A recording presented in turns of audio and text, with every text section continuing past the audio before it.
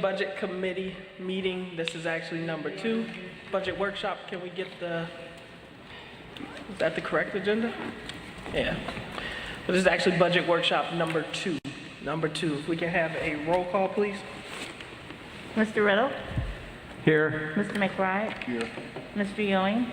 Here. Ms. Hannah? Yes. Ms. Callahan Wozniak? Yes. Ms. Leguizamo? Present. Ms. Gonzalez? Here. Perfect. All right, we're going to move down to item 3, approval of the meeting minutes for the May 12th, 2021 budget number 1 workshop. Mr. Riddle, I move that we approve the minutes of the May 12th workshop as presented. Motion by Mr. Riddle. Second. Second by Ms. Hannah. Any comments, questions, or corrections to the minutes? All in favor signify with aye. Aye. Any opposed, nay. All right, minutes are approved.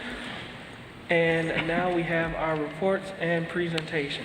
Just as a reminder to the community who are present, if there's a question that comes up, we usually ask that you hold the questions to the end of the presentation, but the community is encouraged and welcome to ask questions. If you have a question, we ask that you would walk to either of the 2 mics that are in the front of the room. If there appears to be a line, just line up along the blue X's on the floor, and also wait for the mic to be sanitized before you start speaking.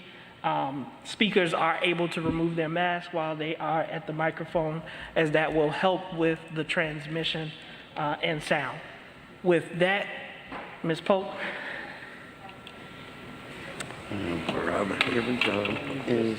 Oh, it's good. Thank you. Yes.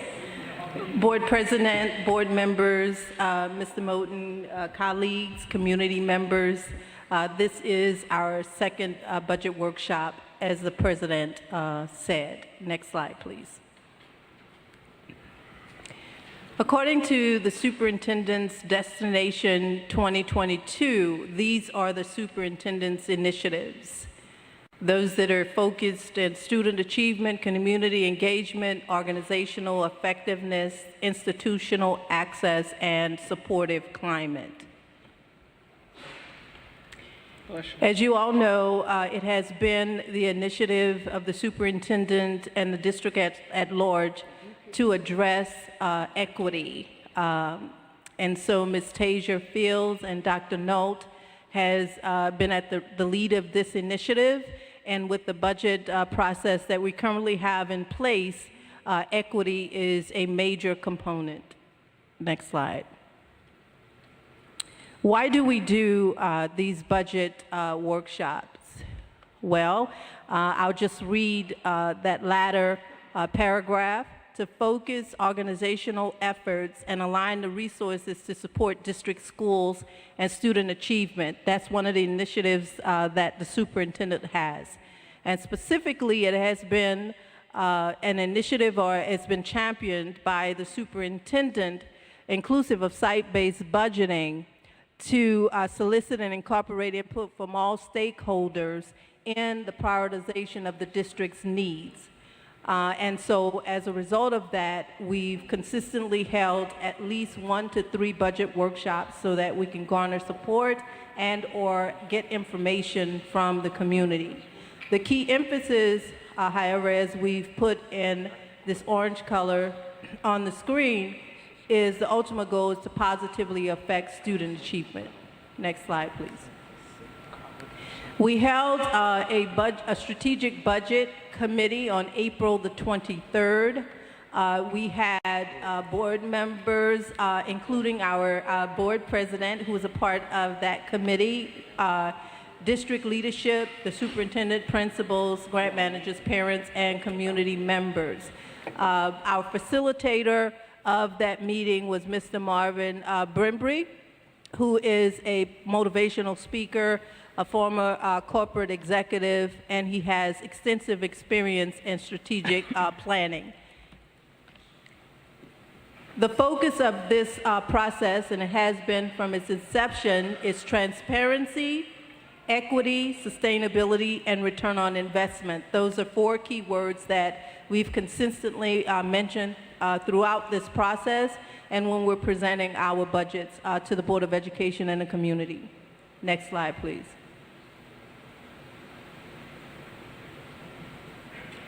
This is the budget calendar.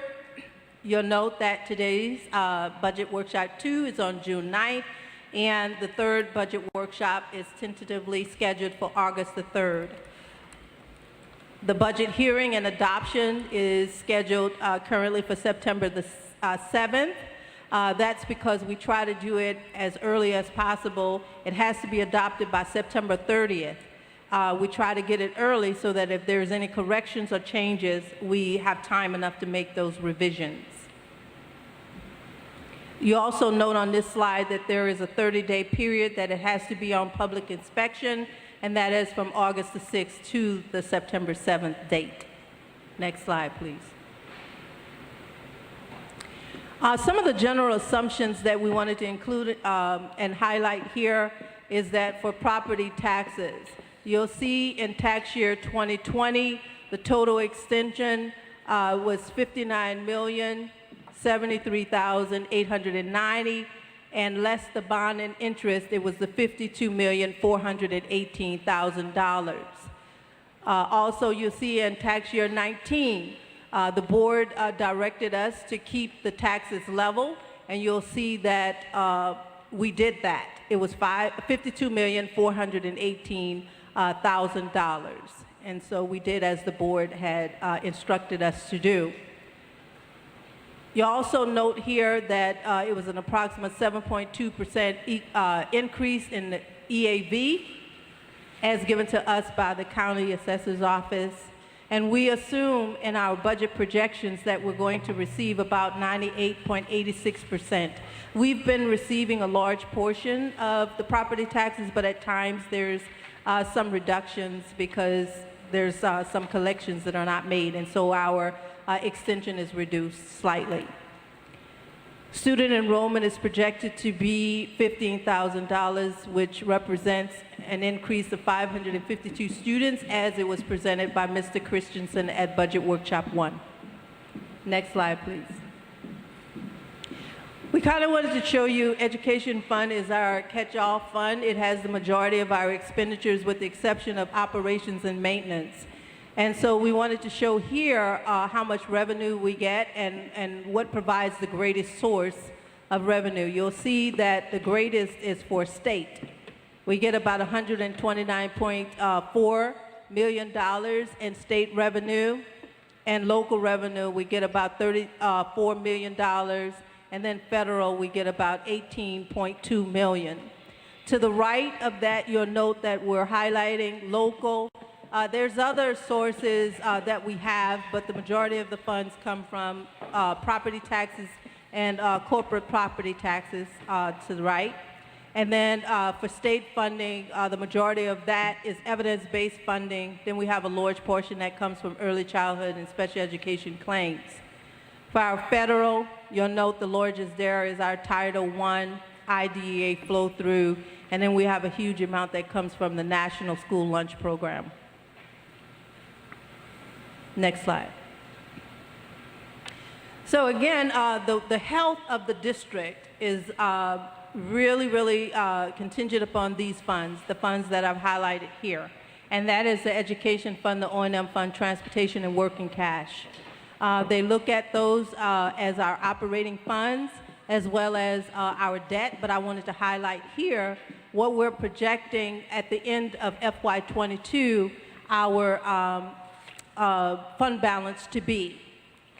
You'll note that in for Education Fund, the top line that's in blue, we're estimating, and because we haven't closed out our payments, we're estimating that our Education Fund balance is going to be $36.4 million, and I'm rounding up, right? But it's $36,378,707.92.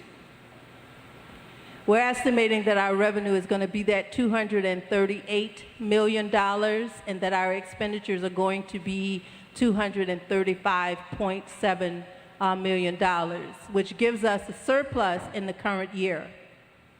If we were to take that $36.4 million and add the $2.5 million, that's how we come to a projected end fund balance of $38.8 million in the Education Fund. We apply that all the way, go back, please. Thank you. So we apply that all the way across. In the third column from the right at the very bottom, you'll note that we're estimating that the operating funds will end in FY22 with 69, almost $70 million.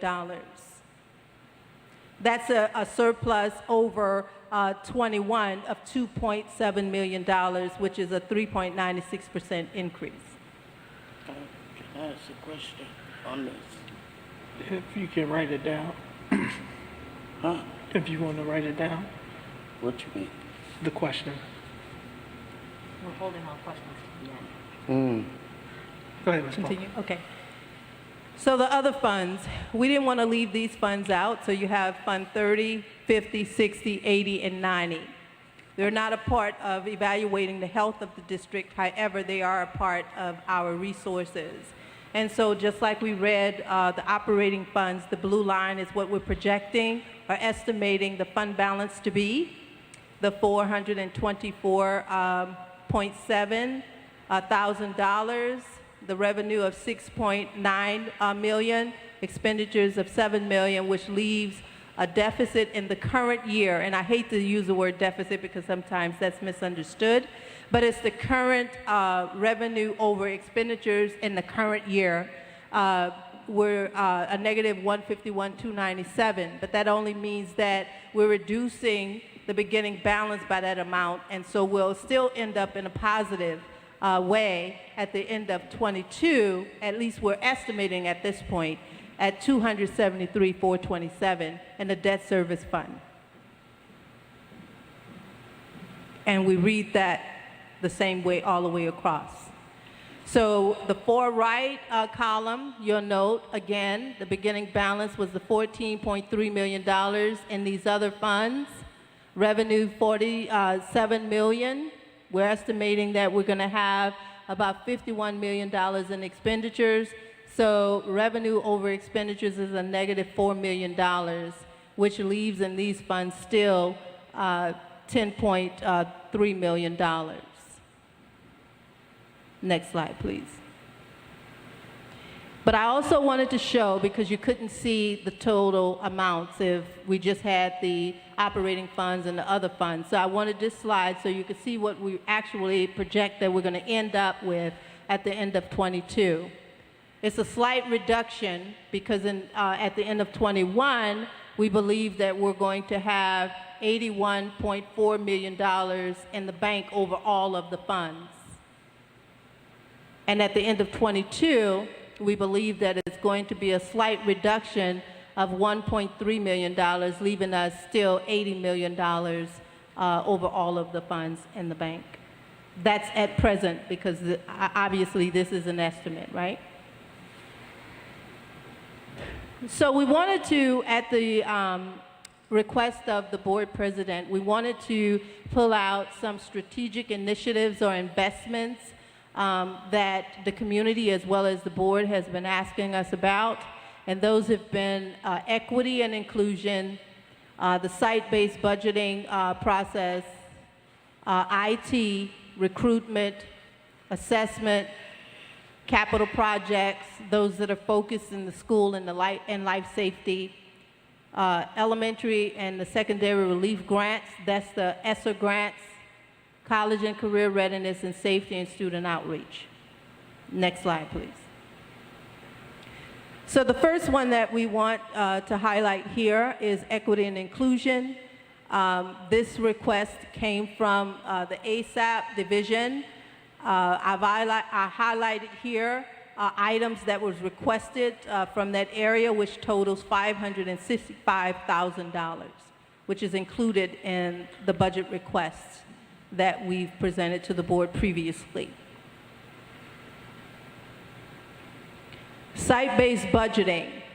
You'll note here that I have denoted that these costs are ESSER, ARP, or ESSER 3 eligible costs or expenses. This would fall under learning loss. And so these requests, as I've highlighted before, came directly from the schools. and the amounts as noted. These exclude any compensation or any FTE or supplemental pays that were requested. These are non-pay related requests. The details, we had the link in the presentation at Budget Workshop 1, and I think we also shared the details with the Board of Education.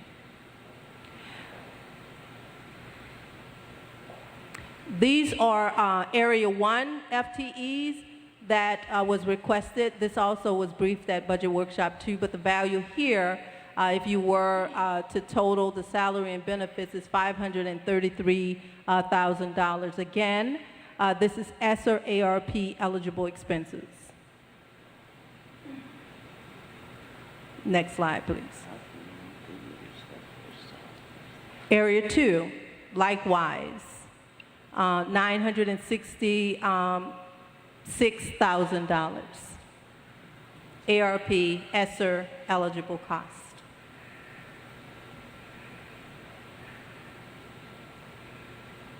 These are supplemental pays as presented in Budget Workshop 1. No change to these. ESSER ARP eligible costs at $3.5 million. These requests were directly from the principals or school administration.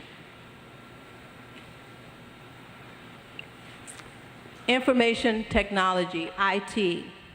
These are the areas that they've submitted requests for, and their requests total $16.5 million, inclusive of their general operating expenses as well as contracts.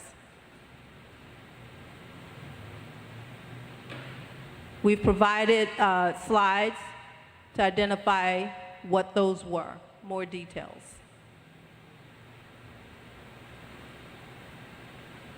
Next slide, please.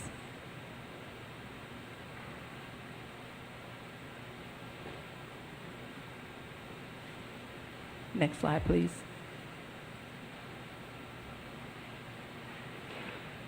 And Next slide. not a please. question, just more of a statement on that one, Ms. Polk. If we can go back. Go back. Thank you. Just like when we talk about student achievement, this goes back to a lot of things related to IT.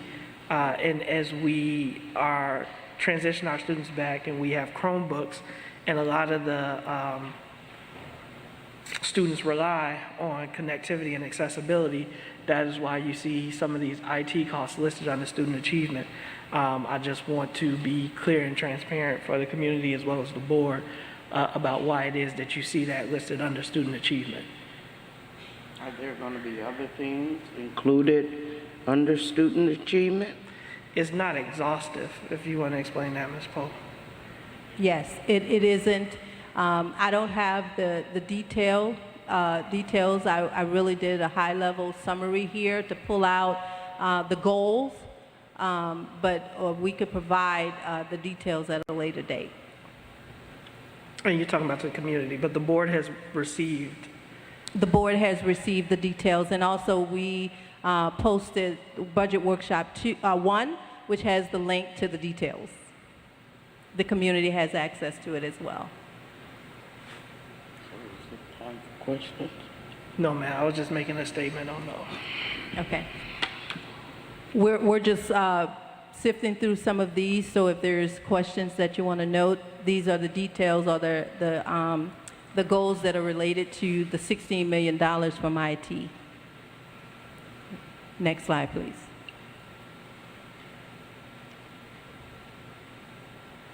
Next slide, please.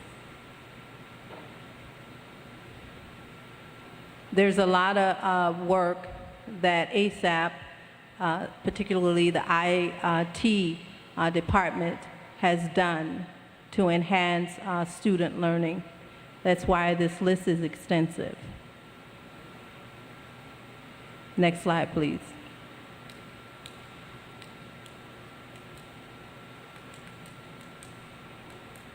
Next slide, please.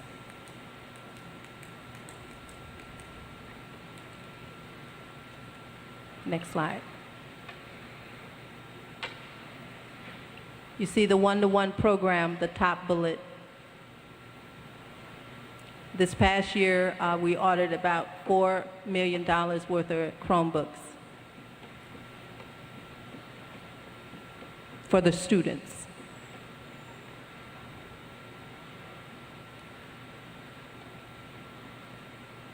And see the install new fiber connections from Brookside campus to all buildings, disaster recovery project.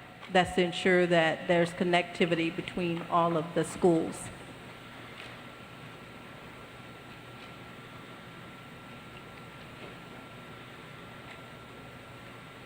You also see ensure that the internet at Lincoln Center and Brookside is always accessible from all district locations. That ties into what I said just before. Next slide.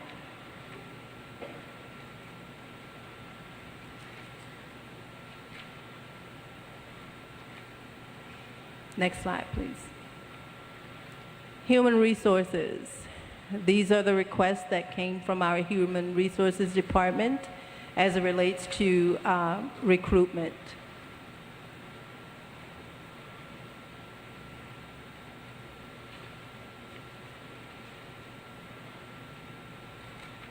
Next slide, please.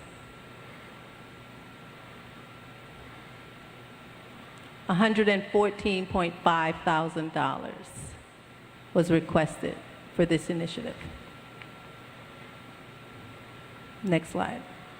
Assessments. Under the contracts, we noted what those contracts are, and the request was for $460,000.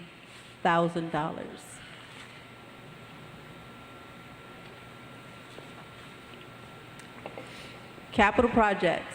Again, you'll see a list here, and not all of them have been denoted as ESSER ARP eligible expenses, but those that are have been highlighted here.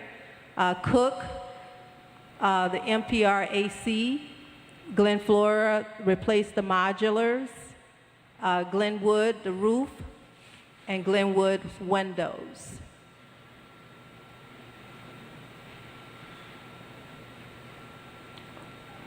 You'll see it's windows and abatement and roofs that we're highlighting as ESSER ARP eligible expenses.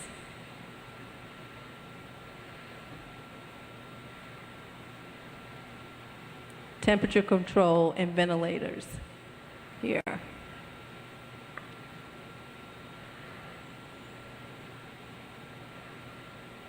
Air condition and roofs.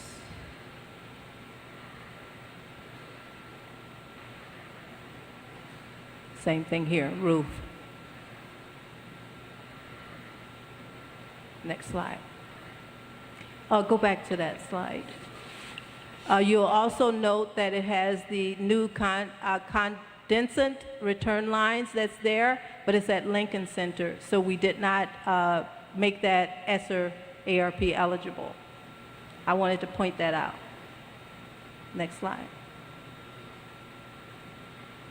Abatement. And so in total, this number matches what we previously presented to the board at Budget Workshop 1, $18.5 million for capital projects.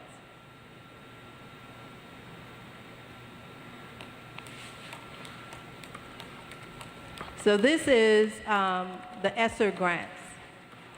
You'll note that I put input for constituents is required for ESSER 3. That was not particularly a requirement for 1 and 2. However, because of the strategic budget process that we have in place, we constantly get input from the community and all constituents because we have those meetings as well as budget workshops. So we basically hear what the public is saying. We've included here what we put in the digital equity formula grant. You'll note here Chromebooks for student use. And then we had the equitable share that had to go to the non-public schools. For the 1, summer school, primarily. Then we had the main distribution frame project for IT and non-public there as well, and some Chromebooks. ESSER 2, we have HVAC upgrades in ESSER 2. That one was $19 million, and we were able to put some HVAC in there, and that grant has been approved, and we've already received $7 million for Webster and Binney. Yes, Webster and Binney. So we've already received that. Yes, we've received $7 million already because those projects were complete. And so Mr. Chen submitted the expenditure report, and we were able to receive those monies. ESSER 3, you'll see that I put that little bullet in red. What we proposed, what we mentioned last night, and what the board president and Ms. Adriana explained last night, why we're proposing that 20% go toward learning loss and 80% towards capital project requests, because it frees that money up from local that we otherwise, because of life safety issues, would have spent anyway. And so what we're recommending, you'll see at the bottom of this chart, it is our recommendation that we formulate a resolution, a draft of resolution, that we will reserve $10 million out of the local fund balance, additional monies that would be earmarked in our financial document just for the purpose of learning loss.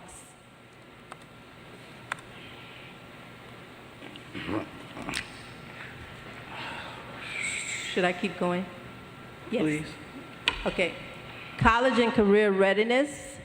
These are the areas in which we've received budget requests for, almost $953,000.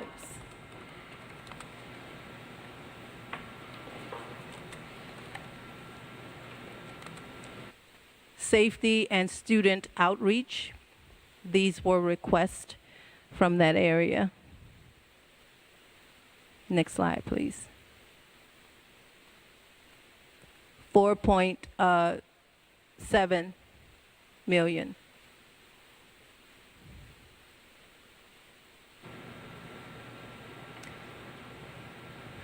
Financial emphasis, that's been one of the mantras of the business office, has been to ensure that the district remains solvent. Solvency is extremely important for us, to ensure that we're compliant with local, state, and federal mandates. Transparency, that's something that we acquired from Mr. Godin. That was one of the things he started when he was here, that we would have budget workshops, and we've continued that, and that's to have transparency.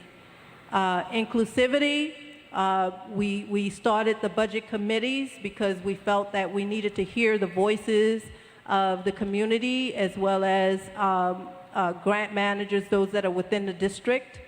Equity-based, that is emphasized across the state, as well as one of the initiatives for the superintendent and ultimately for us.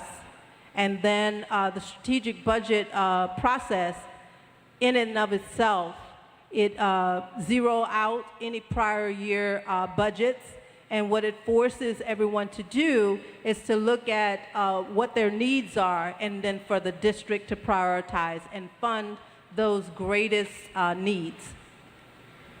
In times past, we all know that our district did not have a surplus of resources, and so we needed to figure out a way how we can get the greatest return on investment. And in order to do that, we didn't do a rollover budget, which doesn't force one to look at contracts. It doesn't force one to look at all of the initiatives that are going on in the district. But when you zero everything out, it forces everyone to sit down and really talk to each other, and to make sure that everything is aligned, and will have the greatest return on investment.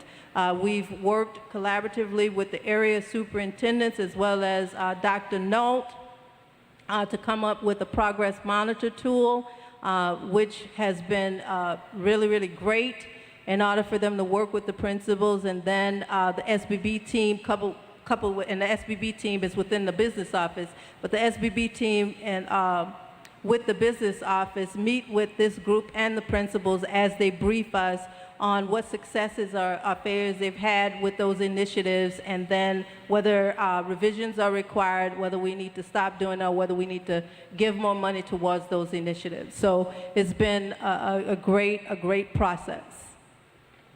Next slide, please. Miss Lucy, this is yours. It takes us a lot of time to get this done, but we did it just for you and the rest of the board and the community. But what this shows, and we have to submit this report actually to the state around the 1st of July. And this goes on the report card. So these numbers are not the final numbers, because obviously we're still paying things. But I did it through June the 2nd so that I could kind of show where we were. And so I went and pulled out of the system all of those expenses that are directly attributed to those locations, and those are the site level expenditures. But then the way that we book some things, it's district-wide. So I have to get a per pupil cost and then multiply that times the students that are enrolled in those schools so that I could get the pro rata district-wide expenses. And then you get the subtotal of what those expenses are across the schools. Go to the next slide, please. Okay. These are the district centralized. You can see the federal and the state local is the same because the pro rata amount is the same, right? Okay, go to the next slide. Okay, so this is the important one where you're looking in the green. You'll see at the very bottom the district's total per pupil is $14,190. And most of the schools, they meet that really close to it. Some are over, but it's real close. And so the Clark School, the one that we had the concern with last year, because in our system we were just converting to iVision, we were putting most of the substitute costs there and we didn't prorate it out.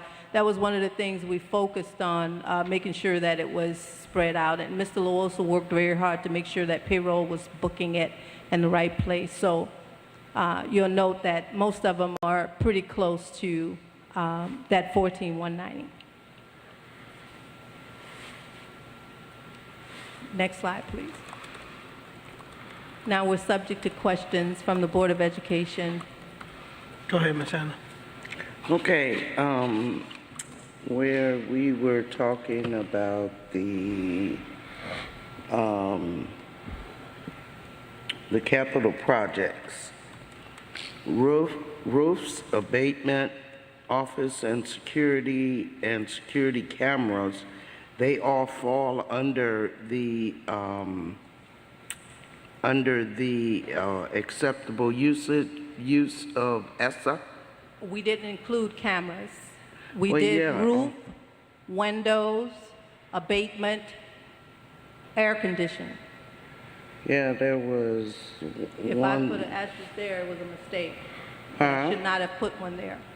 It should have, what we focused on was the roof, the abatement, the windows, HVAC, and air conditioning.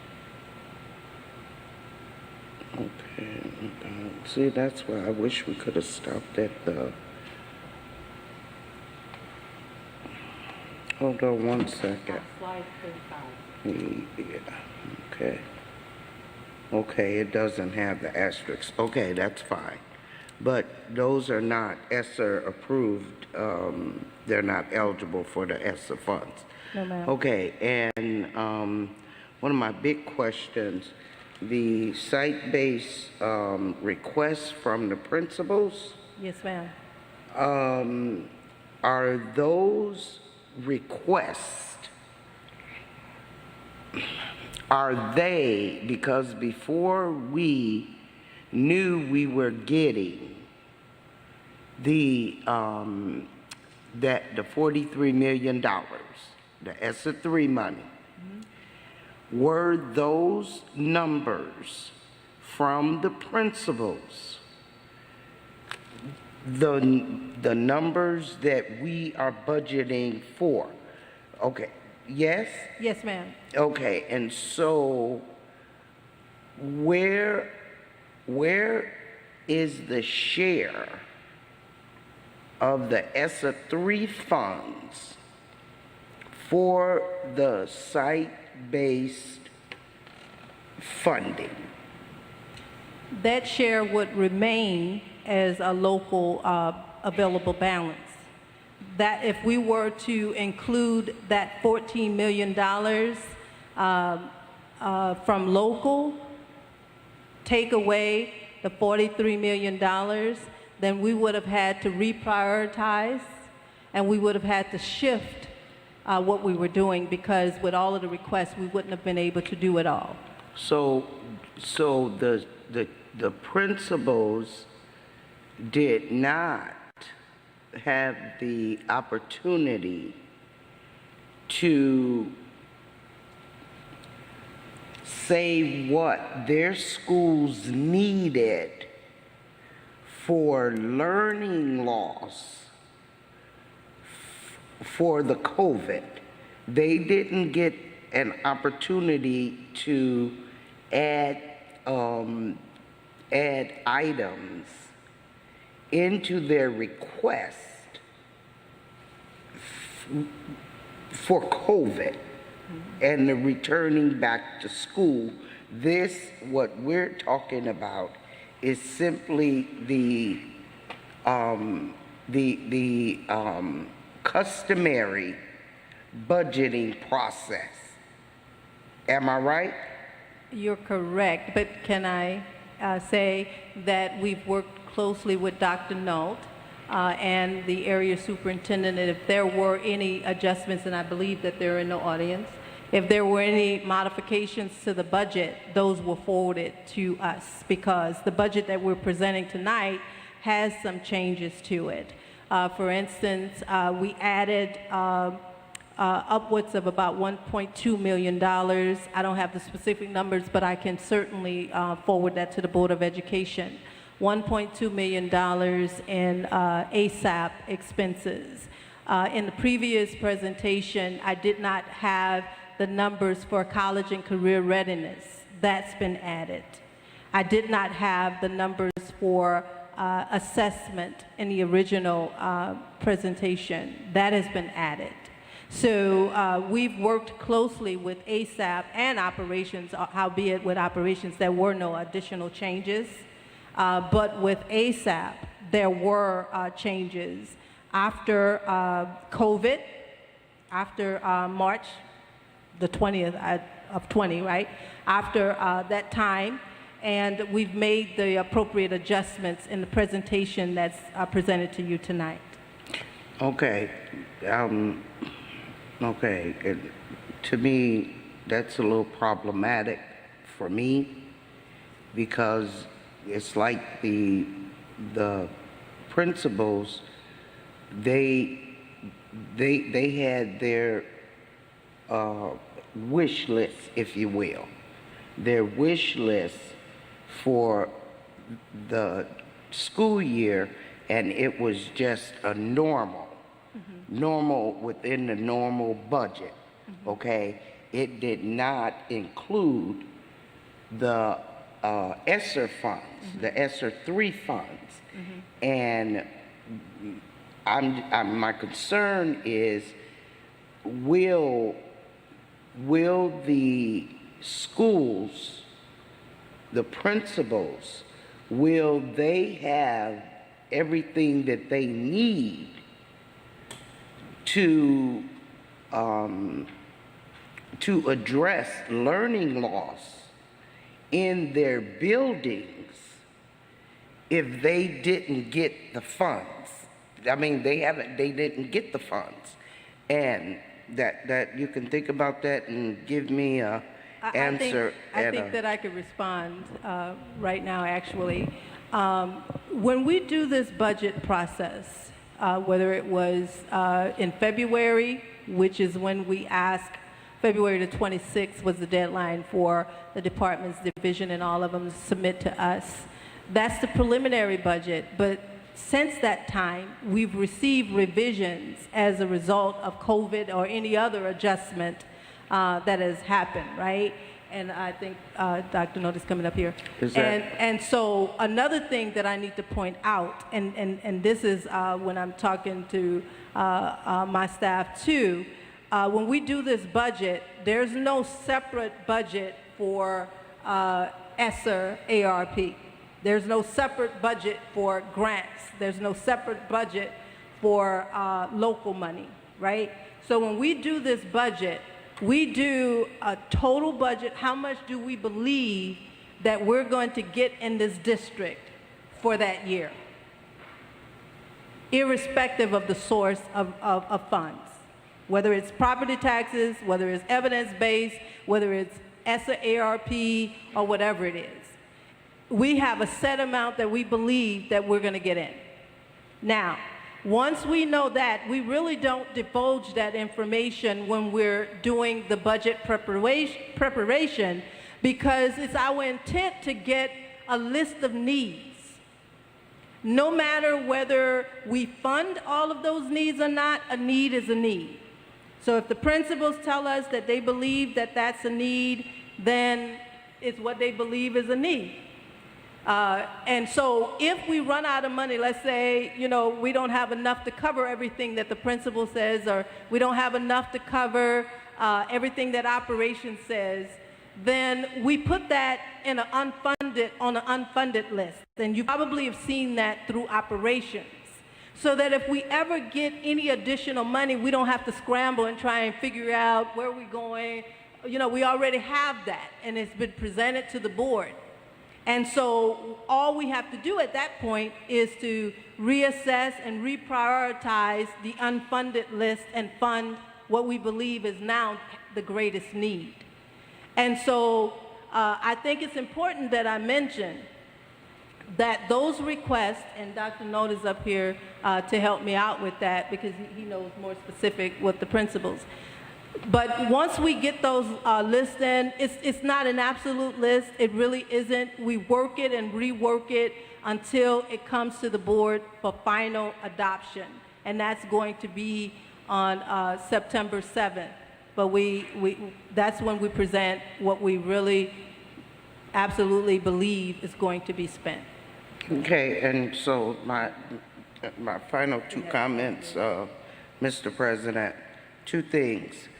First, I would like to see that the principals get more money into their schools so that they have the money they need for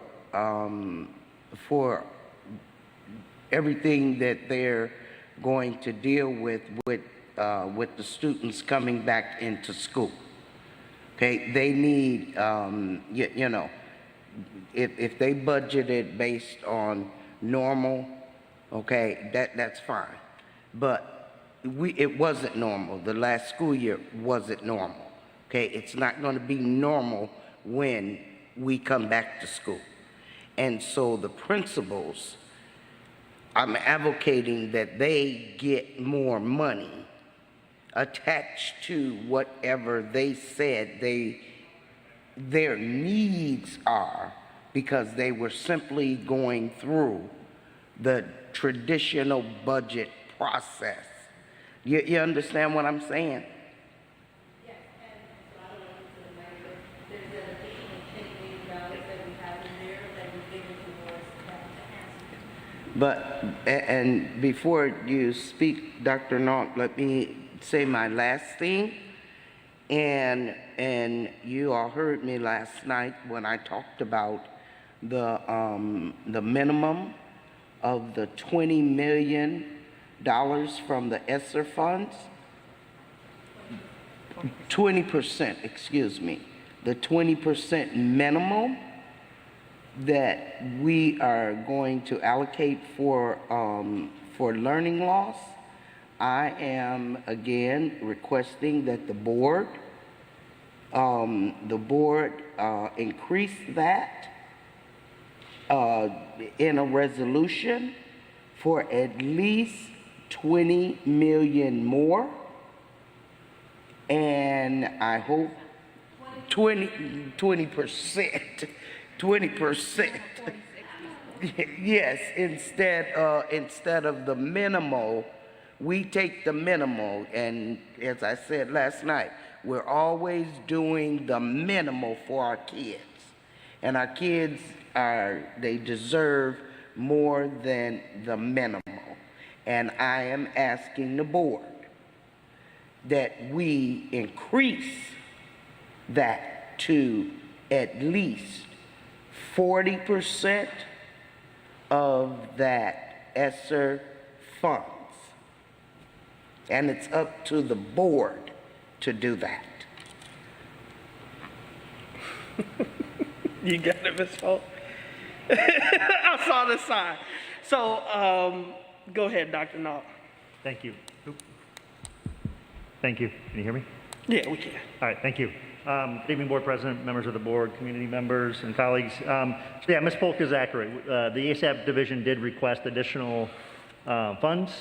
And as it relates to the comment, Ms. Hannah, about how those funds are addressing learning loss, we requested additional monies for tutoring programs. We requested additional dollars for the CKLA program that Dr. Kevin Brown presented on. I think it was at the last student achievement meeting. Some additional funds for ReadyGen resources, additional funds for text resources for our EL population as well. So the bulk of our requests were for resources that would contribute to learning loss or assist with gauging learning loss from the ASAP. Is that from all schools? No, these were requests from ASAP in particular, but these resources that we purchased will be going to the schools. So the TutorMate, for example, is a program that will be used in elementary schools. The CKLA program that we requested, I don't know the exact grade levels. I know it's primary. Kevin would know, Dr. Brown would know more exactly what grade levels that covers, but those are all resources that would go into the schools for the students. Okay, and we have 15 elementary schools. Correct. And I am advocating for all 15 elementary schools to get portions more of that, those ESSER funds. Thank you. Can we get the microphone sanitized? And Ms. Wozniak? I have 3 questions. The first one, we are slowly doing Chromebooks for kids now. We don't do iPads for kids anymore. None of the... We should. I know, yes, I can't speak for Dr. Cuevas, but I know the Chromebook Initiative has been one of the big initiatives of the district. I will be presenting next week on some iPad requests as part of the EIR grant for the STEM programming that they're doing. So there will be some requests next week for some iPads, but as Chromebooks have been our major predominant purchase, yes. As a general rule, everybody has Chromebooks. Nobody has iPads anymore. No? Correct. I mean, from a one-to-one standpoint, our one-to-one initiative is based on Chromebooks, but there are schools that still have iPads and whatnot. Okay. Yes. On slide 40, we have 18,467 capital improvement projects. That's up from our normal 13 million. Mm-hmm. Yes, ma'am. And that's because of ESSER funds?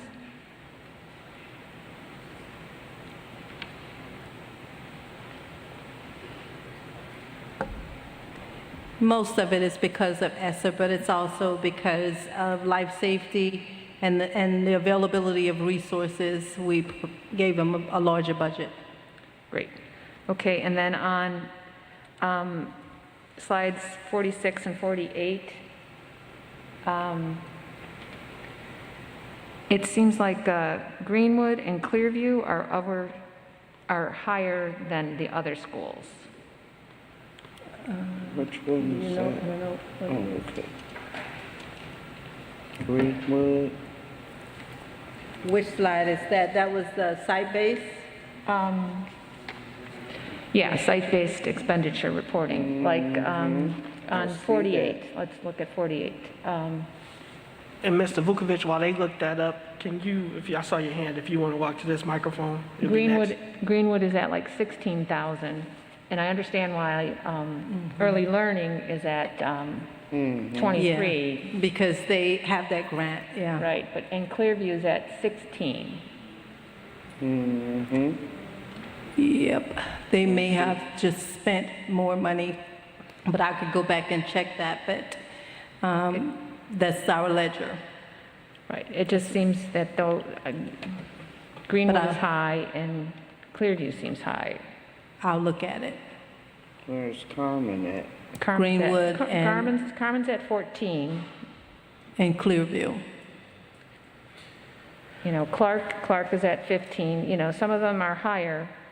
Now, the reason why some of them will be higher if they have a higher paid staff, Right. it would skew it because salary and benefits are included in these numbers. Smaller pupil Right. count. But I wouldn't think you would see that at Clearview, and I wouldn't think you would see that at, Glenwood, Carmen? Greenwood. Greenwood, but I could be wrong. Yep, I'll go back and check those numbers. I mean, Clark is still up there at 15. Why isn't it down to more like 13, 14 like the rest of them?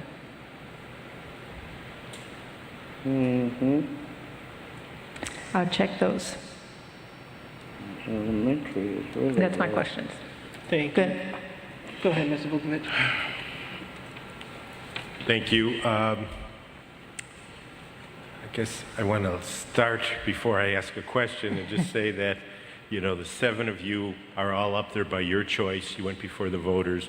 You were put there. And you may not think it, but you're pretty lucky with the resources that you have today. Because I sat in your position 36 years ago or whatever it was now. It's an eternity.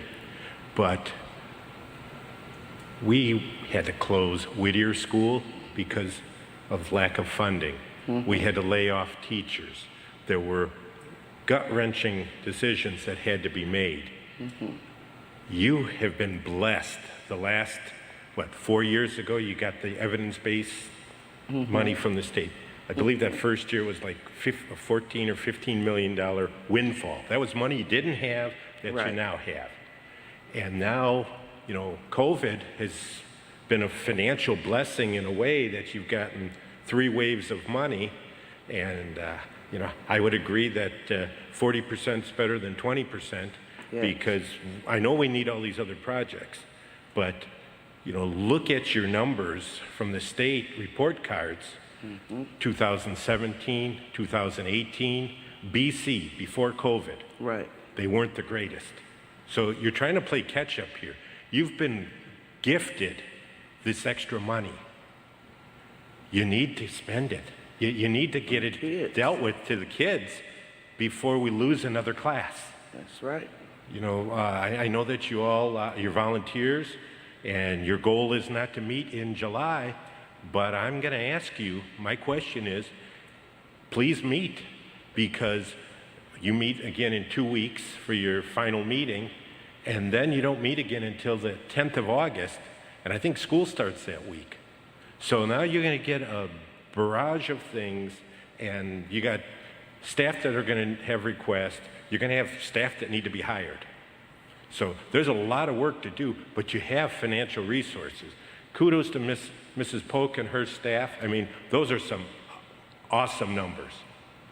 But you got the money, spend it wisely, and spend it on the students, because they're our future. Thank you. That's right. Thank you, Mr. Vukovic. Go ahead, Ms. Leguizamo. I got 8 questions. Okay. All right. But hopefully they'll be real quick. Just a few clarification ones. So as a clarifying question, can you tell me where in the budget is the diverse learners and the JROTC program listed in the budget? They will be under the federal program for ROTC. Basically, we get a federal grant for them. We get reimbursed, I think it's 60% of their salary, so their money would be federal.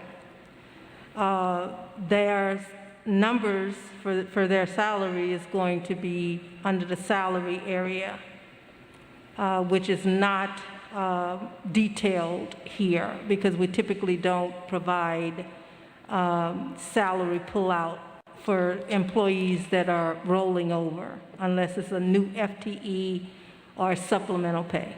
Okay. So that's where you'll find ROTC. They really don't have but maybe $5,000 that the board allocated to them for general operating expenses. That line will roll over. So ROTC really is not a really high-priced expense. However, it is included in the budget, and that's where it can be found. What was the other one? Diverse learners. Diverse learners. Okay, diverse learners. TBE, the traditional TBE grant, is no longer a grant, but that money is included in evidence-based. So when we get the proration of how much money goes to, you said EL or DL? DL. Diverse. All right. So let me reverse that because I thought I heard EL because TBE is EL. All right. DL. We get the IDEA flow through. When you saw the revenue chart, you saw the IDEA flow through, which was a large grant. So you'll see the revenue there. A large portion of their expenses is salary and benefits. But if you look at the details on the spreadsheet that was forwarded to you, you'll see DL as a descriptor on that spreadsheet. And it'll be under ASAP. ASAP goals and action steps. One of the tabs that's labeled there, and it'll be DL. Then you'll also see it under contracts as well and general operating expenses for ASAP. Is salary? Yeah. A lot of theirs is salary and benefits. Yeah. But we get for DL about $5 million to $7 million, and we spend upwards of 10 to 12. So there's a lot of local contribution for DL. What about special education? That's special ed. Falls up under the same perimeter? Yeah, that's why I was mixing up EL and DL, but DL is special education. Yep. The second question on clarification. So you showed a summary in regards to local funds, state funds, and federal monies. Yeah. Is ESSER monies in addition to, or is that included in the numbers you presented? It's included in the numbers we presented. Thank you. Let's see here. Question number 3, I'm not sure. Can I kind of say something there? Oh, go ahead. Because even though we have $43 million, it's highly likely we're not going to spend $43,000 in '22. We have until '24 to spend it, and so we may not have put the whole 43 in, but if we know that there are some things that we can accomplish, we put those expenditures there. And that's why when we budget, if there's a grant that crosses years, and this is what we've kind of explained in our presentations at prior budget workshops, we don't do grant for grant. So if the grant is $5 million, we may not project $5 million in revenue. We may project $5 million in expenditures, but it's more like, when are we going to pay this? And let's be realistic about when we're going to get the money from the states, because sometimes there's a delay in our receipts. And so that's why you won't see 5.2 to 5.2, because that's not what happens. Thank you for that clarification. Question number 3. There's a bill that Senator Johnson is hosting, right? And that is in regards to the site-based budgeting calculation. Do you by chance know where the status is on that? And if by chance those projections is included in this budget or not? Okay, would you repeat that? I'm sorry. Being around all that gunfire, I can't hear sometimes. No, you know what? I'm going to just take it off a little bit. I have been vaccinated, just want to let you know. But in regards to the bill that Senator Johnson is hosting here, do you by chance know what the status is on that bill, which will impact our site-based budgeting calculation? And is that bill built into this budget assumptions? It is not. The assumption for evidence-based funding was that it was level. And so in recent times, we found that there's going to be an increase, at least that's proposed from the governor's office, but we don't have the law passed yet, at least the last time I looked. So we take a very conservative approach when really estimating what our revenue is going to be until we really know what it is going to be. So no, the evidence-based funding is level. That's the assumption we put in this budget. I don't know if you by chance know the second question to that, which is the status of that bill. Do we know the status of that? I know Joe was, Mr. Clary was working on that, and I'm not quite sure. It went to the governor's desk, so it passed to both the House and it passed the state Senate. So it is awaiting Governor Pritzker's signature. And if I'm not mistaken, and I wish Mr. Clary was here because he could speak to it more, and Senator Johnson has actually been working with the district on a few bills, but I think what we've asked is exactly what Ms. Polk is saying. So I guess in this way, we do estimate that we will keep it level. It's because that was the expectation. Is obviously we anticipate 536 kids. Yes. They didn't disappear, right? Yes. A lot of kids were at home. They are still in the community. They just weren't enrolled in Waukegan Public Schools. Yes. And that they will come back. And if you tie our evidence-based funding to what our enrollment levels were under the pandemic, that we would lose money but still be required to service more kids. And so if the bill passes, then we will say hold harmless. Like last year, just keep us at what our numbers were. So it has passed both the House and the State Senate, but it has not been signed by the governor as of yet. Thank you. Thank you for that. And question number 4, this will be a quick question for Mr. Moulton. In regards to the capital improvement plan, I know there was the upgrades for the parking lot here at Brookside. Do we know the ETA on that? Is that this summer, or was that a different year? So, thank you for the question, Ms. Leguizamo. We actually opened bids for the Brookside paving this week, and we're going to be analyzing those and bringing recommendations forward to the Board of Education. As you saw in the presentation, it did say Monroe Street. Historically, based on the wear and tear we've seen from delivery vehicles, Illinois Central Pace buses, et cetera, the trash company vehicles, we've seen extensive wear and tear. We've also had drainage and flooding issues there, so that is what we bid out. But like I said, we're analyzing those. We just opened up those bids recently, and we'll be coming forward with a recommendation on that. Thank you. Thank you for that. Ms. Leguizamo had a few questions, but I see you, Ms. Vukovic. If you want to just be prepared, you'll be next. Go ahead. So this is back to Ms. Polk here, but this is in regards to full-time employees. Last year, when we went through this budgeting program, there were a few positions that we approved, but were also contingent on coming back when school came in person. Just trying to understand, did those positions fully get implemented because in-person was only very little at the end of this year. So I'm just trying to understand what happened with those full-time employee positions, and if by chance in this year, are they being re-evaluated this year or requested, or is that automatically rolling over from last year's approval? It is infused in our process that if the position has not been filled, then they would have to request that position again so that it's reevaluated. Again, zero base. Go right back, and then it's reassessed, and if the need still is there, then those FTEs are again presented to the Budget Committee. So that's interesting, because I'm looking at the approval rating for full-time employees, and in Area 1, 48 total positions were requested, 11 was approved, so that's 22%.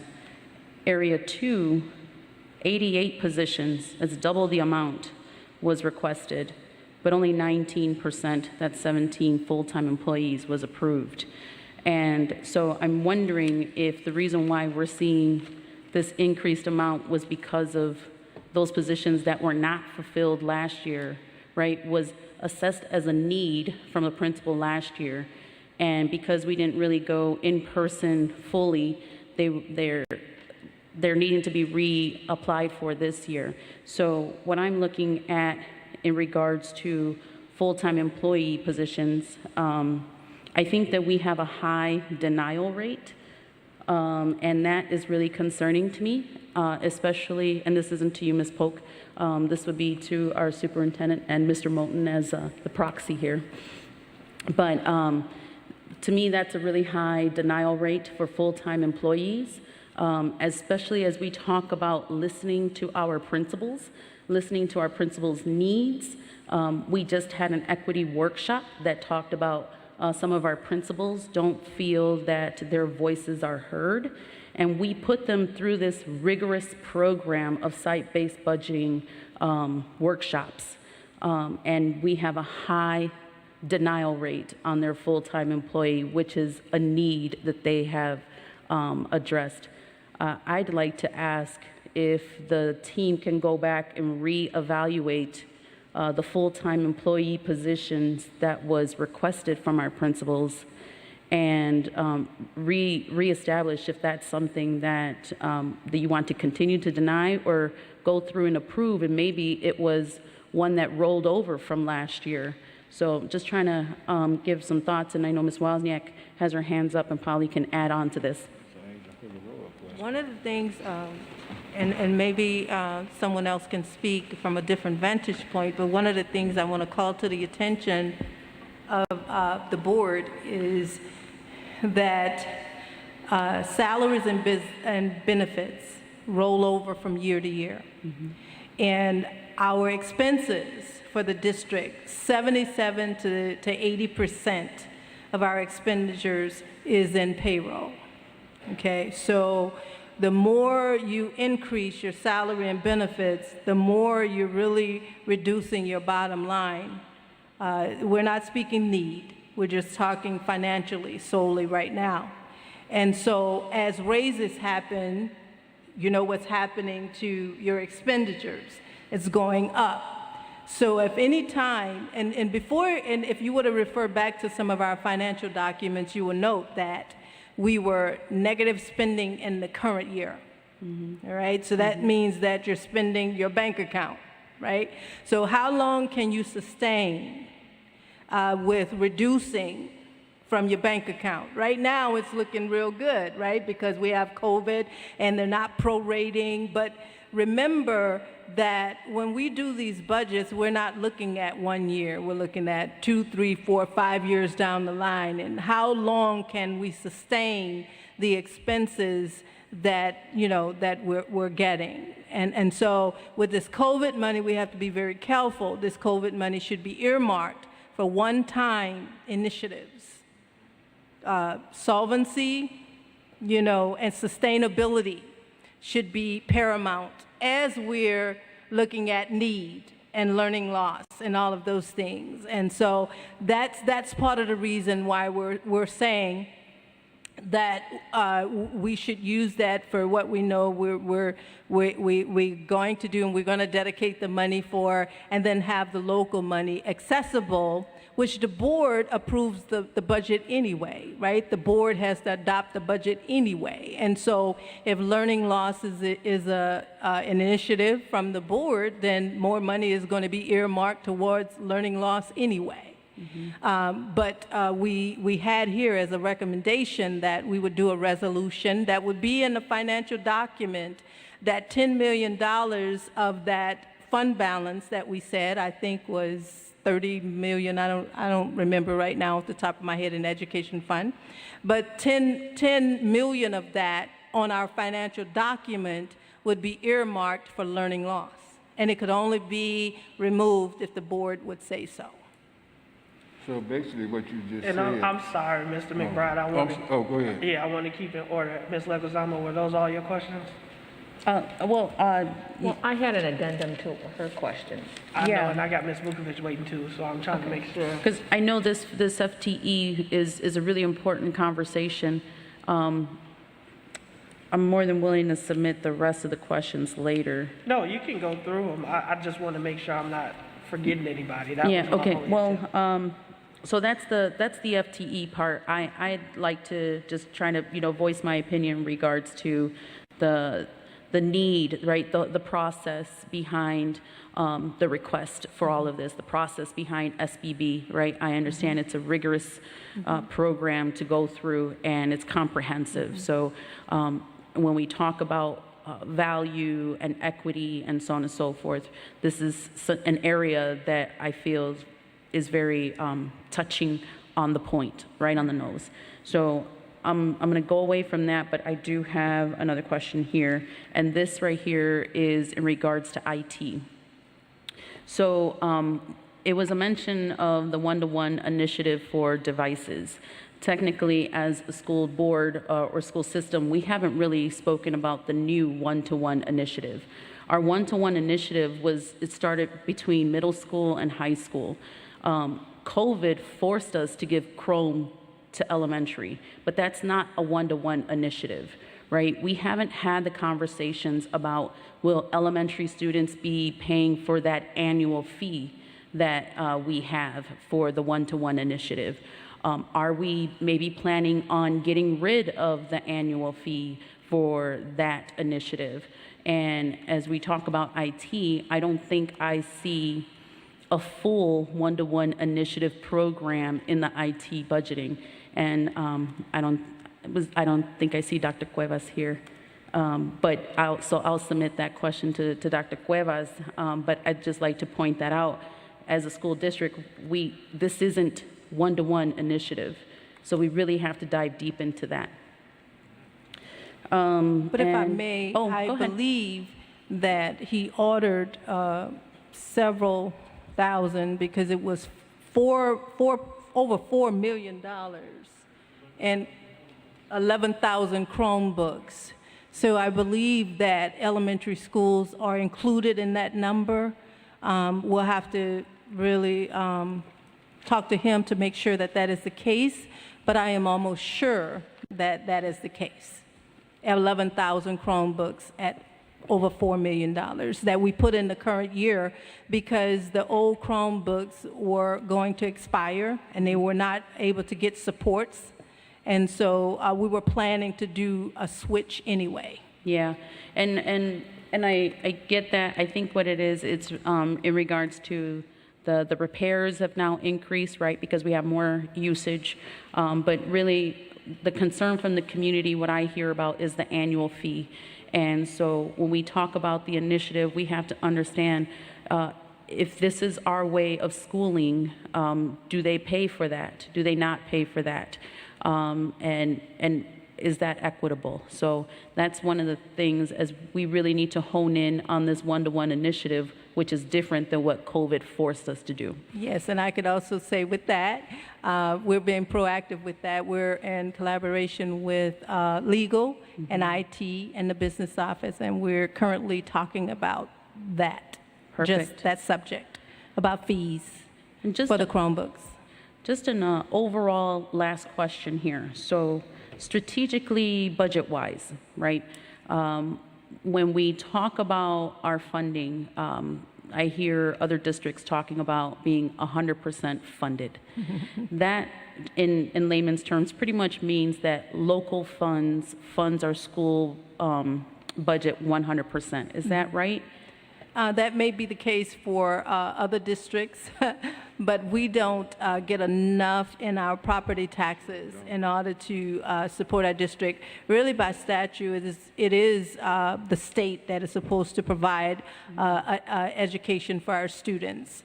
And currently, we're at, I think, 61% adequacy with evidence-based funding.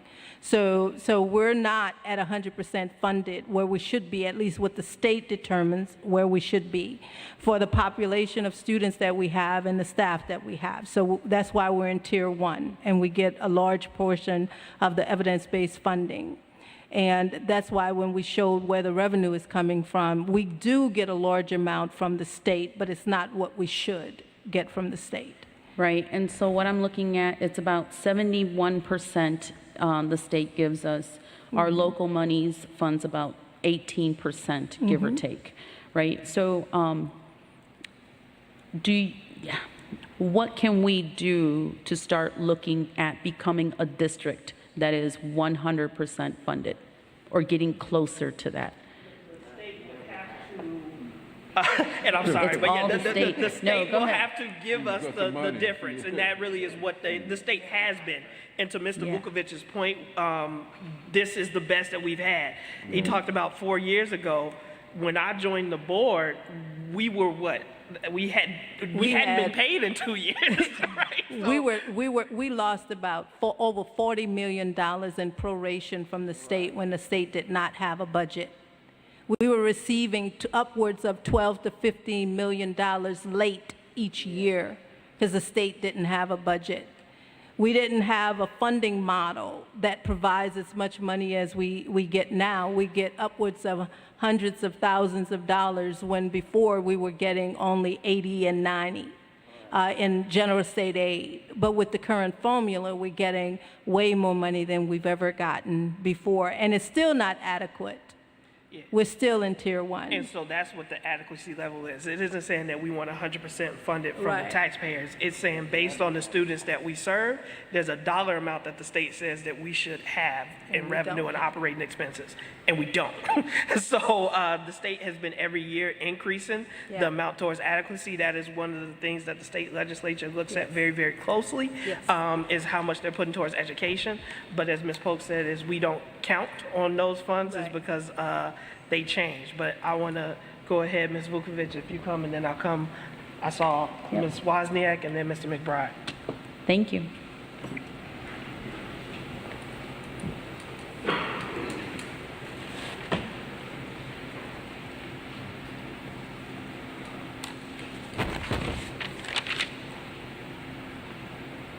Took my notes on the back of this, so I hope hope I don't have to return it.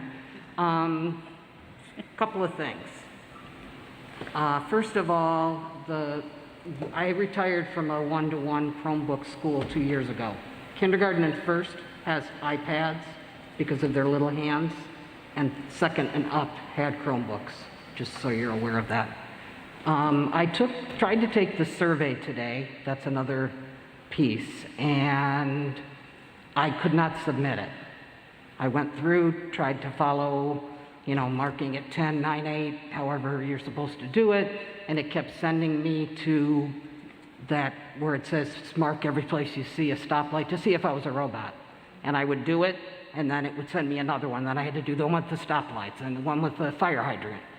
And it would, every time I tried to click submit. So there's some sort of a glitch, I don't know what it is, so be aware of that because I know it's a requirement for this ESSER money that you reach out to the community for their input, and if they can't put it, if they can't give their input because it's too difficult to do it online. And another suggestion to reach out to a wider circle of people is perhaps think about sending this to maybe Park Place. Reach out to Mark Jones at the Park District and see if there's a way to take, even if it's paper and pencil over there, so that we get some people other than just whoever is on priority mail, because that's really, those are the only people that I know of and parents of the school that got the survey. So those are my two things. All right, technology. I know that at the last board meeting, you approved relicensing NWEA Map, FastBridge, Dibbles, AimsWeb, Dreambox, which are all phenomenal things to have. We need those for assessment. Dreambox does a lot of practice and really helps the kids get ahead in math. But once they work on those programs, whether it's Dreambox or take the NWEA map assessment, somebody needs to look at that data, and that would be a teacher. And somebody needs to do something with that data. I mean, when at my school, we put the kids in different levels, and they, those below the 10th percentile needed this kind of extra help. Those below the 25th needed this kind of help. Those above the 50%, pretty good. Some of those that were above the 75th percentile, we needed to do something for them for gifted or some sort of enrichment program.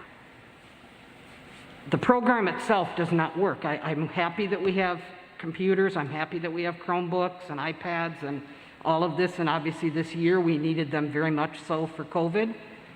But they're not going to fix the learning loss problem. And we've had learning loss before COVID. Right. Our scores have been going down pretty regularly. I know they changed the way that they assess, so we have some schools that weren't commendable that all of a sudden became commendable.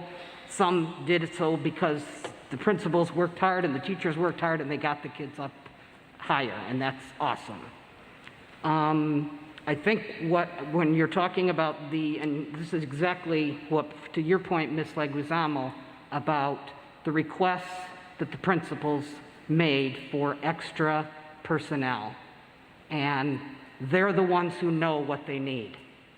And if we're turning down their requests for extra personnel so that they can make their school the best and they can make their students succeed, then that ESSER money, that fits right into the niche of learning loss and helping overcome what's happened during the COVID time and before that.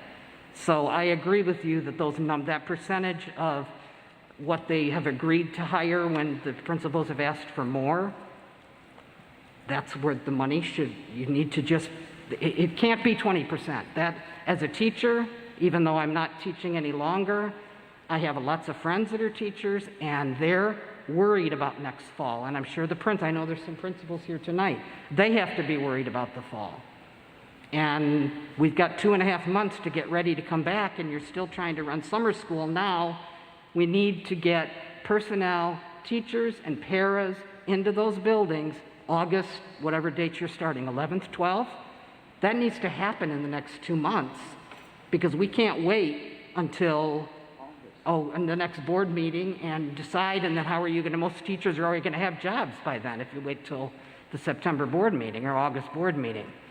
So I would look carefully at how you're spending the money, and I know that the buildings are important, and I understand you're going to put, the capital money is going to be put aside, but we'll have this ESSER money that we can use just because the state or the federal government said you have to do at least 20% for learning loss and 80%. Just because you can doesn't mean you should.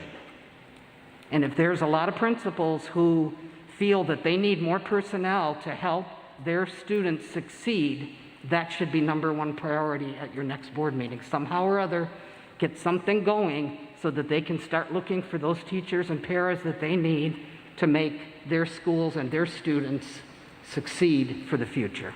Thank you. Ms. Wozniak? My question basically has to do with the full-time employees. Sometimes we fill the full-time employees with outsourced, like for social workers, psychologists. We don't, because we can't hire those people. Do the principals have to ask for that again when they've had a outsourced person taking over? Contract services are included under the contract area. We want to account for any contract that's rolling over into the next year. So Right, if but it what was- we really want to do is hire employees and not contract for that. So if we've had a contract with, I can't remember the names of the companies that we get some of our social workers and our psychologists. No, that's teachers. These are not teachers. These are staff, nurses, you know, some of those things that we have somebody come in, but Yeah. they're not our employees, they're somebody else's employee. Right, like social work services. Right. Yes. Does the principal then have to request that full-time employee again? If it Because- is not a contracted employee, then yes. If that FTE has not been filled, we're asking them to request it again. Okay. Because when I'm looking at and doing projections, I'm doing projections based on filled positions. And so we're asking everyone to reassess whether there's a need, because just because they asked for it last year doesn't mean that it's still required in the upcoming year, so. No, you can refer to Ms. Hannah, I'm just listening. Oh, I just want to make a correction in a statement that I made. And I talked about the 15 elementary principals. I also want to include our middle school principals as well, because they're going to be dealing with student learning loss too. And it was just simple oversight that I just said about the elementary, and actually all of our principals need that extra money. And hopefully we can do above 20%.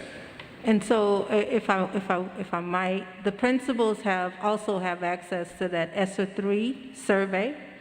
So if there's additional expenses that they want us to do, they could fill that survey out, or they can reach out to the ASAP team or the business office, and we could include those requests in the budget. So Because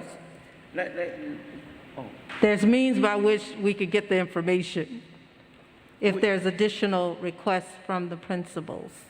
you know, when we were going through the committee, the budget committee process, Yes. there were a lot of the equity items that had been denied in the budget, okay, in that budget process. And now that we have that the ESSER money, the ESSER 3 funds, why can't we put those things back into the request from the different, whether they were the departments or what they came out of schools or whatever, but there was a lot of equity issues that were denied. I remember, I can see Dr. in my Nault, head. can you, or Yeah. Amanda, can you address that?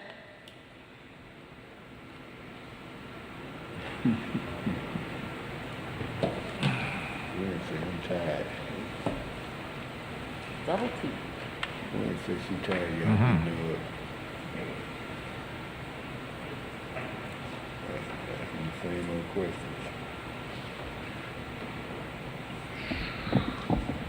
Ms. Hannah, do you have more details about the you said there was equity issues that were denied? I'm not sure. Yeah, there were a lot of equity items that were denied on in looking at the documents. Positions or just other? No, it was just different different equity issues, and you may have to go back and look. Okay, but I think that needs to be relooked at now that we do have the funding, because if I am not mistaken, they were all in the areas of academics. It had something to do with academics. So Dr. Nault, Yep. if you could maybe take that feedback, and if there is time to look or research some of those things that were denied, if we can add it to the student achievement meeting just as an update to the Board of Education, just if you have a little bit more time to look into it. Yes, I can do that. Thank you, Dr. Nault. Mr. McBride and then Mr. Riddle. Excuse me? You had your hand up at first. You done? You don't have any more questions? I'm listening. I mean, Okay, Mr. Riddle? Yes, sir. Thank you, Board President. I just want to clarify a couple of things here. First off, the $43 million that we're getting with ESSER, does that have to be spent this year, or could it be spent over the next 3 years? Is that what I heard previously? September of /24. Okay, so we've got about 3 years to Yes, spend sir. it? Okay, and that's roughly 80% of that is going to capital improvement. That's about $34.4 million, correct? Approximately, yes. And then we had said, if I understood you correct, we were going to spend that money for capital improvements, and we're going to use the money that we had allocated for capital improvements for improving student learning loss over the next 3 years then, correct? That's the plan, because we haven't allocated any additional money. It was the Capital Project Committee who allocate, with the board authorization, $30 million over 3 years. I believe that this was the second year, so we only had 1 year left. We had $10 million the first year, $13 million this current year, so we had $7 million left. So because, and LeBaron, you could correct, or someone from operations can correct me, because there was $100 and something thousand in life safety projects, A, B, or C, we knew that we were going to have to put some more $1 million towards life safety. Right. Because A projects should be done within a year, B projects should be done within 5 years. And I don't know the status of all of that. Operations knows, and LeBaron knows how much has been done in A or B. But we know that there's additional life safety that has to be done, and we know that we don't get enough in the life safety fund to cover those type expenses. Right. So that's what we're thinking. We would have put it there anyway, so just put those costs over there and reserve the local money for learning loss.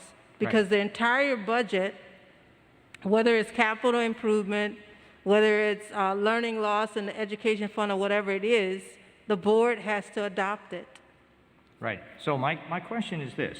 I think I keep hearing from the board and from the community that they want to make sure that money is being spent, for this, for overcoming learning loss. And we know it's not going to happen in 1 year. So what I would like to see, I wondered if we can show how that extra $10 million for the next 3 years is being used for overcoming our learning loss. And as we've heard from some of the community, the student, and we've heard from our board member too, there's going to be mental health issues. There's going to be students who have not done well on remote learning, so they are going to be way behind. And obviously a teacher cannot help all of the kids. Some of the kids are going to be moving forward fast because they've done well, but others are not going to be moving fast. They're going to need extra attention. And as Ms. Vukovic, who's been a teacher for a long time, knows, you can't work with all the kids at one time, especially the ones that are doing poorly. You need somebody, a body in there to work with them. You can't just put them on a computer. They have been doing that for the last year and haven't been successful. So I guess what I'm asking as a board member, and I would like the rest of the board to concur with this, is we would like to see the actual, not just a whole bunch of numbers, but actually what kind of programs, what kind of people are going to be in the classroom to assist the teachers to do that extra work that needs to be done with those students for equity who we have to bring forward. It's not going to happen in 1 year. It's not going to happen in 2. We're going to move them slowly forward. But we need a body in there. We need paras in there. I know we don't want to fund people because, for the next 3 to 10 years, because once we hire them, we're going to need to say that we have to keep them. There may be a way, as Ms. Wozniak said, that we could hire people temporarily through a service or through somehow telling them that this is for a special need. We might have to negotiate with our unions for that purpose and say, right now, we can't guarantee that you're going to have a job with this district once you start, but it's only going to be, we need you temporarily. Yes, maybe we can pull you in when somebody leaves. We know there's people that leave, retire, so the hope is, but we did this in the county when we needed extra help. We hired people temporarily, telling them right up front, you're needed now.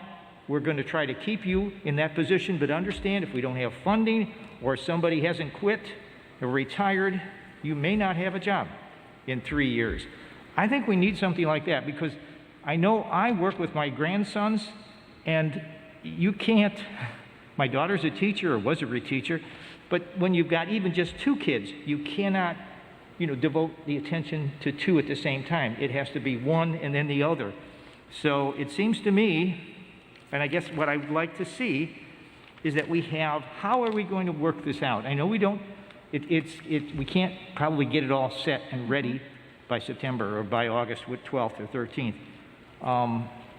But so if you've explained that the emergency funds don't have to be spent all this year, and so since we're using the emergency funds over the next 3 years, how are we going to use the extra $10 million for our learning loss and our students with equity to bring them up to where they, not just, I know we have a lot of technology, that's not going to work for them.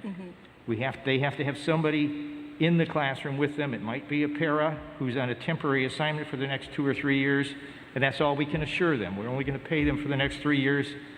Is that possible? I guess that's what I'm asking. We're you don't have to proposing- give us an answer tonight, but I think it's, I don't think it's some, yeah. And that's correct, but I want to say this. We're proposing in this presentation that 14 million of it, which is SBB, would be towards learning loss because it's directly, we received it directly from the schools. Right. That's the Okay. 20%. That's So then this ESSA survey that we have out there, and the last time we looked, I think it was 130 people who had responded. Once we get all of that data, Mr. Alajakis and IT and the business office and administration, of course, will discuss it and ultimately present it to the board. What's the will of the community or all of the respondents?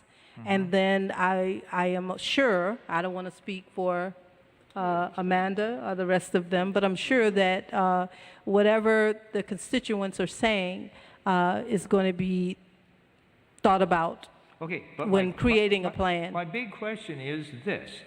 If we can only have this extra 10 million for learning loss, because we're going to, over the next 3 years, is it going to be possible to get some extra paras in, to get some extra temporary teachers in on a part-time basis or a non, that we tell them right up front, we cannot pay you, we cannot assure that you will have a job in 3 years. We only have enough money to pay you for the next 3 years. Is that going to be possible? So that we have the body in the classroom where it's needed.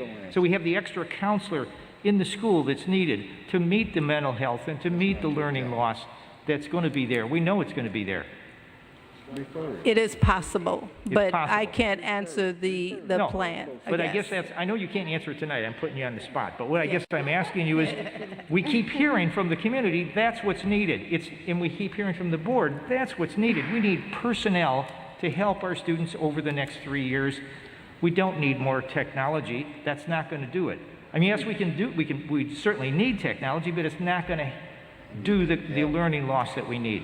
We need actually personnel who can talk to them, mental health issues, learning loss, recovery, and that's what they really need, and that's, I think, what we want, and I think maybe the board supports that. Certainly, it sounds like the community does too.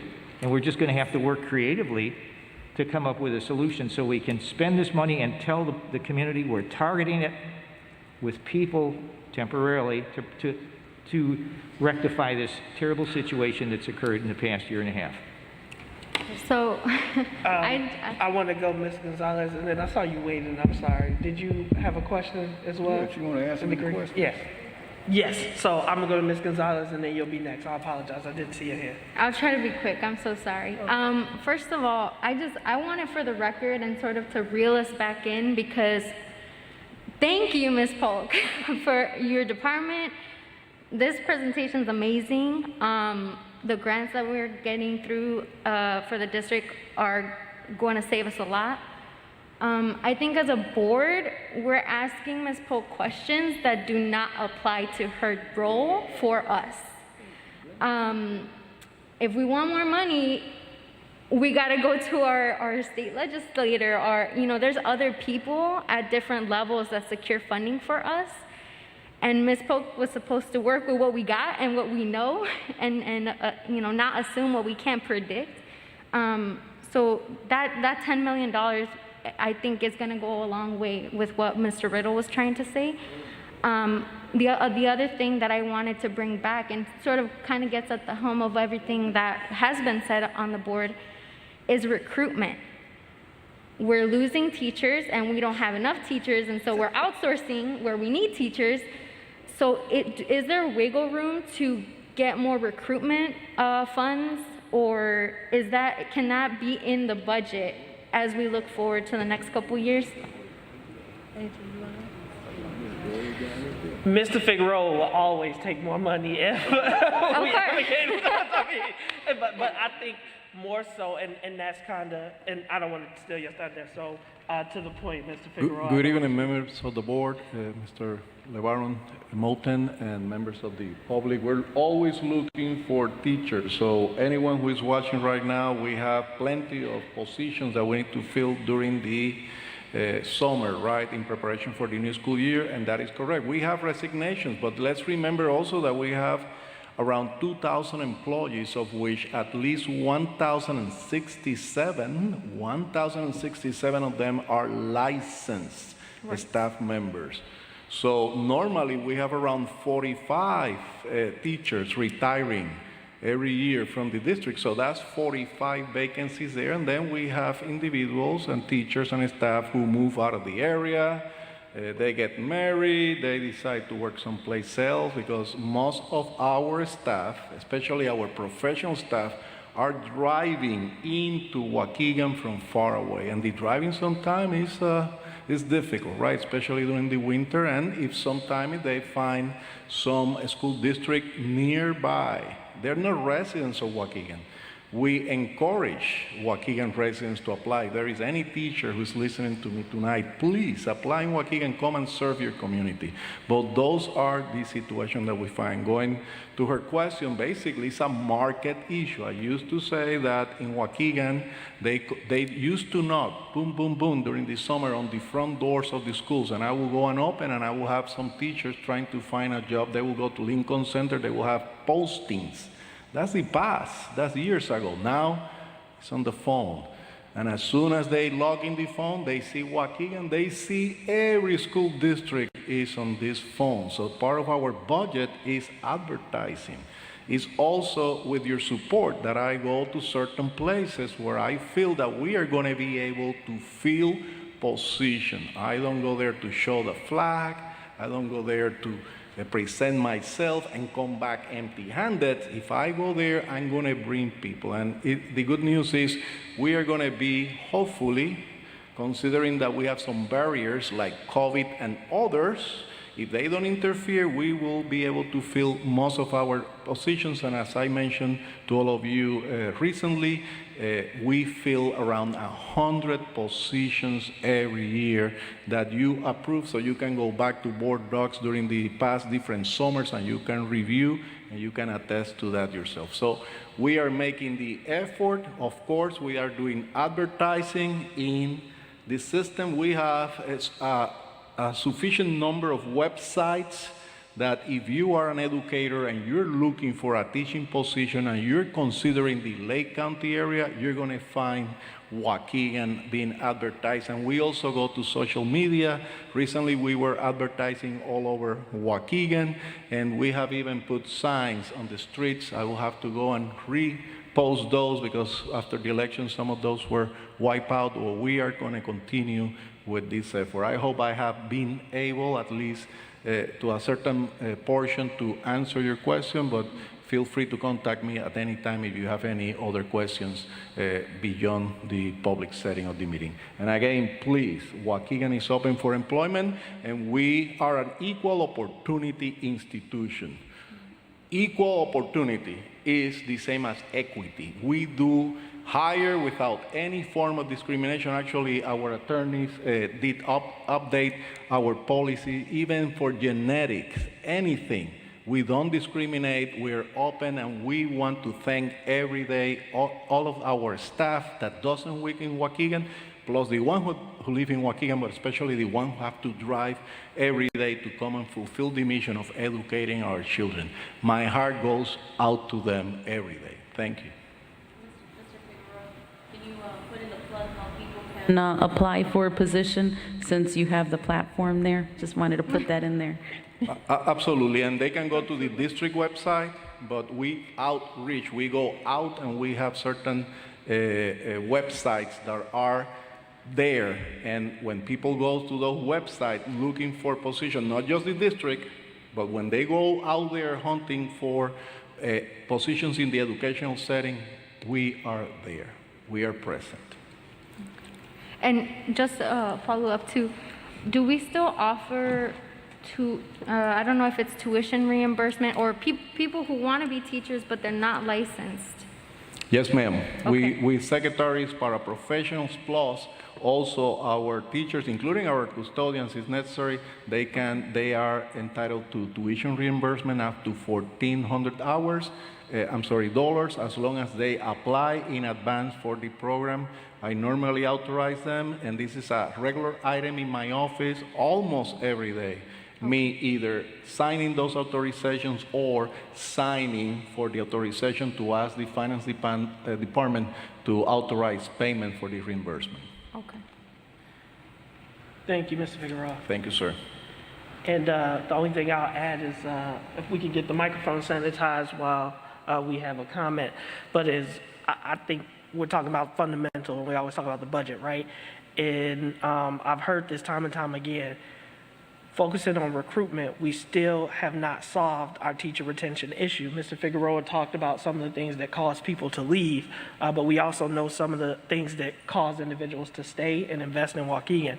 And so we want to make sure that we are, if we reduce the number going out the door, we reduce the cost of recruitment, and then we also reduce the impact of having to replace. So I just want to keep that front and center. Go ahead. Good evening. My name is Evelyn Johnson. Good evening to Mr. Martin, the board, and everyone that's here present tonight. 2 comments, questions. We're talking about learning loss, and Mr. Knaupp mentioned about they asked for extra funding for tutoring, ReadyGen, text, things like that. Those sounds like things that are all academic to me. I'm wondering, where does the mental health piece come in? And will there be funds available and dedicated to mental health? I know there was talk about a possible health clinic. I hope that that's still going to be a big item for you as a board. It's very important for us and our students. And then we were talking about full-time employees. It's important. Ms. Polk talked about, like, if you have a bank account, salaries are 70 to 80%, and the bank account is maybe going empty because you're increasing salaries, but if we need those people, we have to find a way. And with mental health, I think we need more social workers, probably at all the schools, because the kids are behind now, 2 years, 3 years, and a lot of it was academic, but a lot of it was mental health as well. Thank you. Thank you for those comments. I will just respond from the board perspective. Oh, go ahead, Ms. Patty.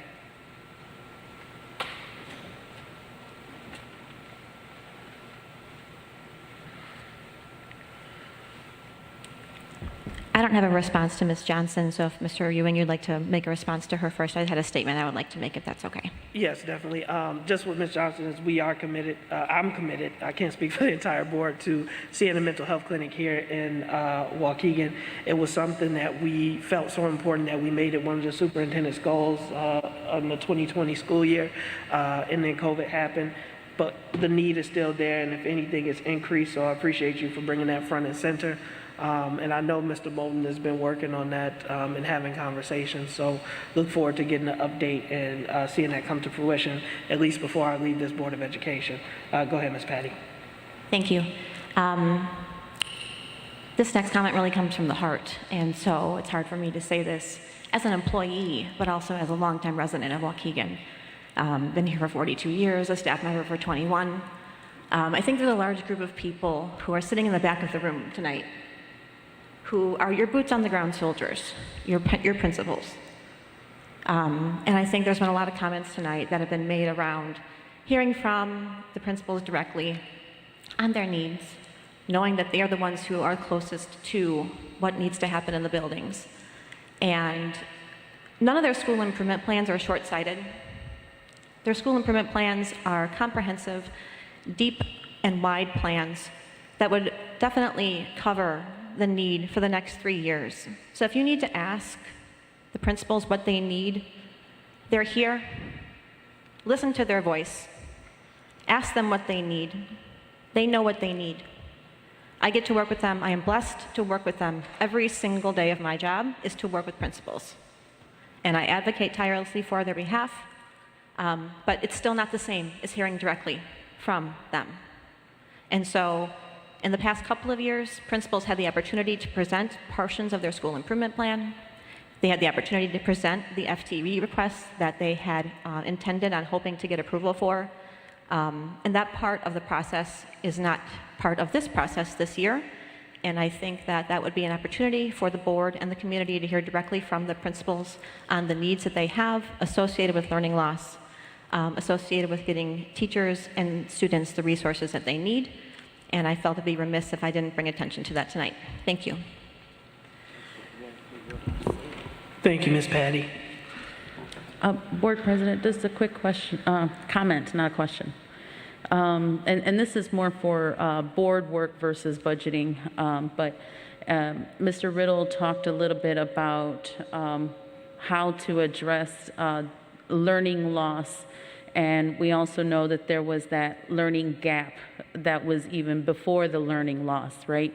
So as Destination 2022 is coming to an end, we will start the new academic strategic plan.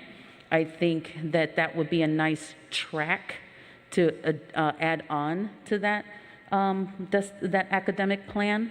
So I just want to just kind of mention that here to the board as we're doing board work, and in future, what that could potentially look like is adding a COVID loss and its reduction, as well as the academic gap and its reduction.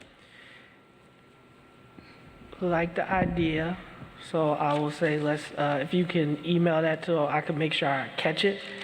I think it's all about how people like to receive data. So I'm typically with Ms. Polk is we have a new baseline.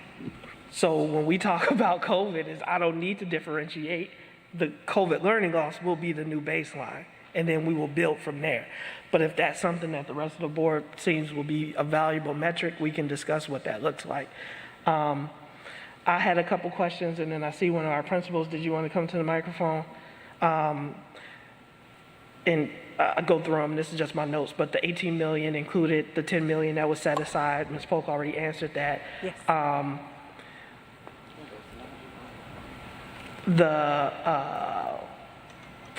same, public to the board and to the public. And as Ms. Polk has already stated, I would ask the board to commit to holding the line on taxes yet again. I know that's already included in this budget and assumed, but I will, for the public, implore the board to do that.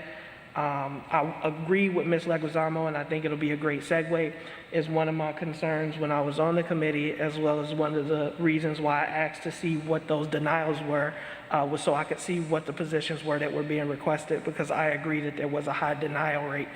I know what Ms. Polk, I agree, fundamentally, I can't argue with the math, right? Is if I take that cost and it's a permanent cost, and I get telling people that's a temporary job, I get both schools in that I would ask, along with Ms. Leguizamo, that we reconsider, and I'll speak to the superintendent, just reevaluate some of those jobs that were denied. But I also don't think you can just throw people at the problem. We've seen what that looks like when our administration in particular was bloated. So I think we need to be very specific and strategic as to where we're putting those bodies. So that's the only thing that I would encourage is, yes, 22% having a surplus, and as Mr. Vukovic said, is that money's there, we need to spend it, but we want to make sure that we're spending it in ways that will actually move the needle. So I want to make sure that as they go back and re-look at some of those denied FTEs, that we really be strategic about which ones we approve and which ones we consider, because I think, as Ms. Polk has stated, there's still a finite amount of resources, even if we do have more than we've had.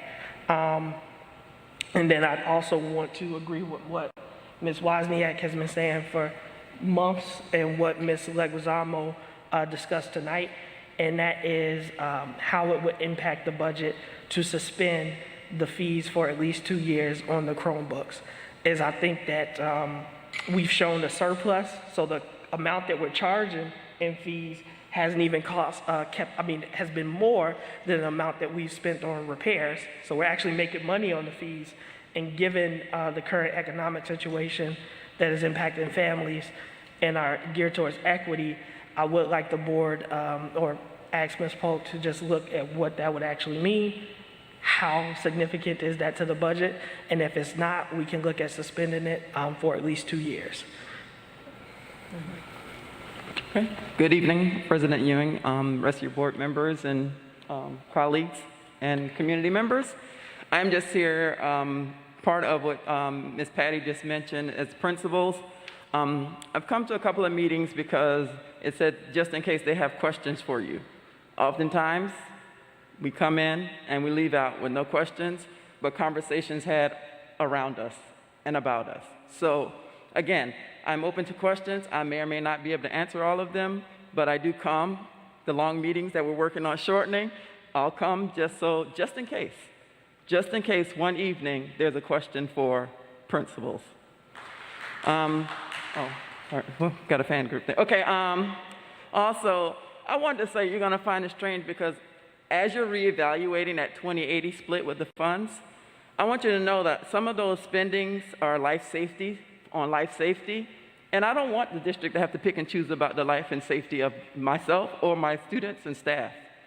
Like, so that means some of the time when I'm hearing alarms from my boiler room going off, that's scary.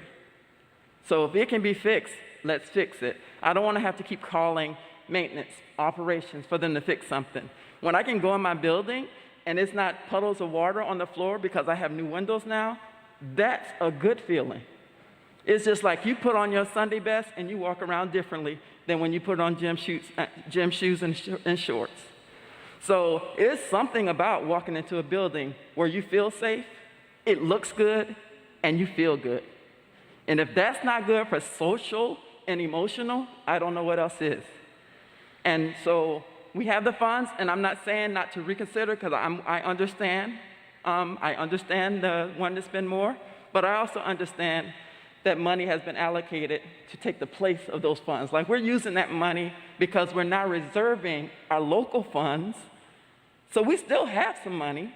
It's just that particular pot of money is 20/80. Now, reconsider. I'm with you. Mr. Riddle, I love your idea of temporary. Mr. Ewing, like the idea, if we're going to put the bodies in there, we need to have a plan for those bodies. Because right now, I'm begging Mr. Molden. I said, I have a closet. Can you ventilate it? I need space. I got people and I don't have room for them. I'm teaching in the hallways, teaching in the stairwell. You know what? When roll comes by for that safety inspection, I got to run in. It's like Joe Clark. Put the table in the room. Put the chairs in the room. That's how we're functioning. And I'm sure I'm not the only school. But when you say we can't have it out there in the hallway, we don't have much choice. We don't have any place else to go.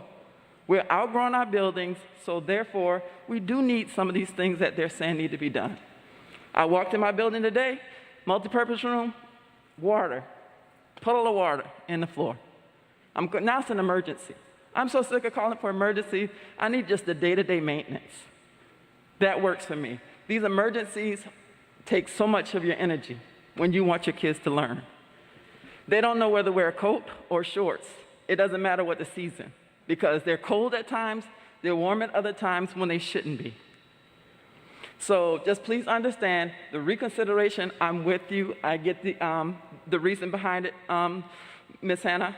I love your heart and what you want to do for the kids in Waukegan. But as you're reconsidering, board, please understand that safety and walking into a building that you can be proud of is also that does something for your social and emotional being. So I guess that's all I have for you. I just wanted to express that. And thank everyone for all your hard work and the time you put in. Maintenance department operation. For the finance department, oh my gosh, this has been so thorough. So I can understand, like, as a principal, finance was, if you had to find a weak point, that's mine. But because of the way Ms. Polk has laid out things and done things, I understand it so much better now. And so I thank you for that, because you have helped me grow as well. So thank you. That's all I wanted to say. All right. Thank you for those comments. And what I would like to do now is just pause. It's 8:04. My goal was to get us out of here by 8:30, but this is important stuff. And I want to do a practice that they teach you when you go to therapy, right? I want to repeat back what I heard, primarily from the board, and capture the different information. And so what I heard from Ms. Hannah is that we want to be, and I don't want to put words in her mouth, the request was to increase the percentage so that it was a 40-60 split.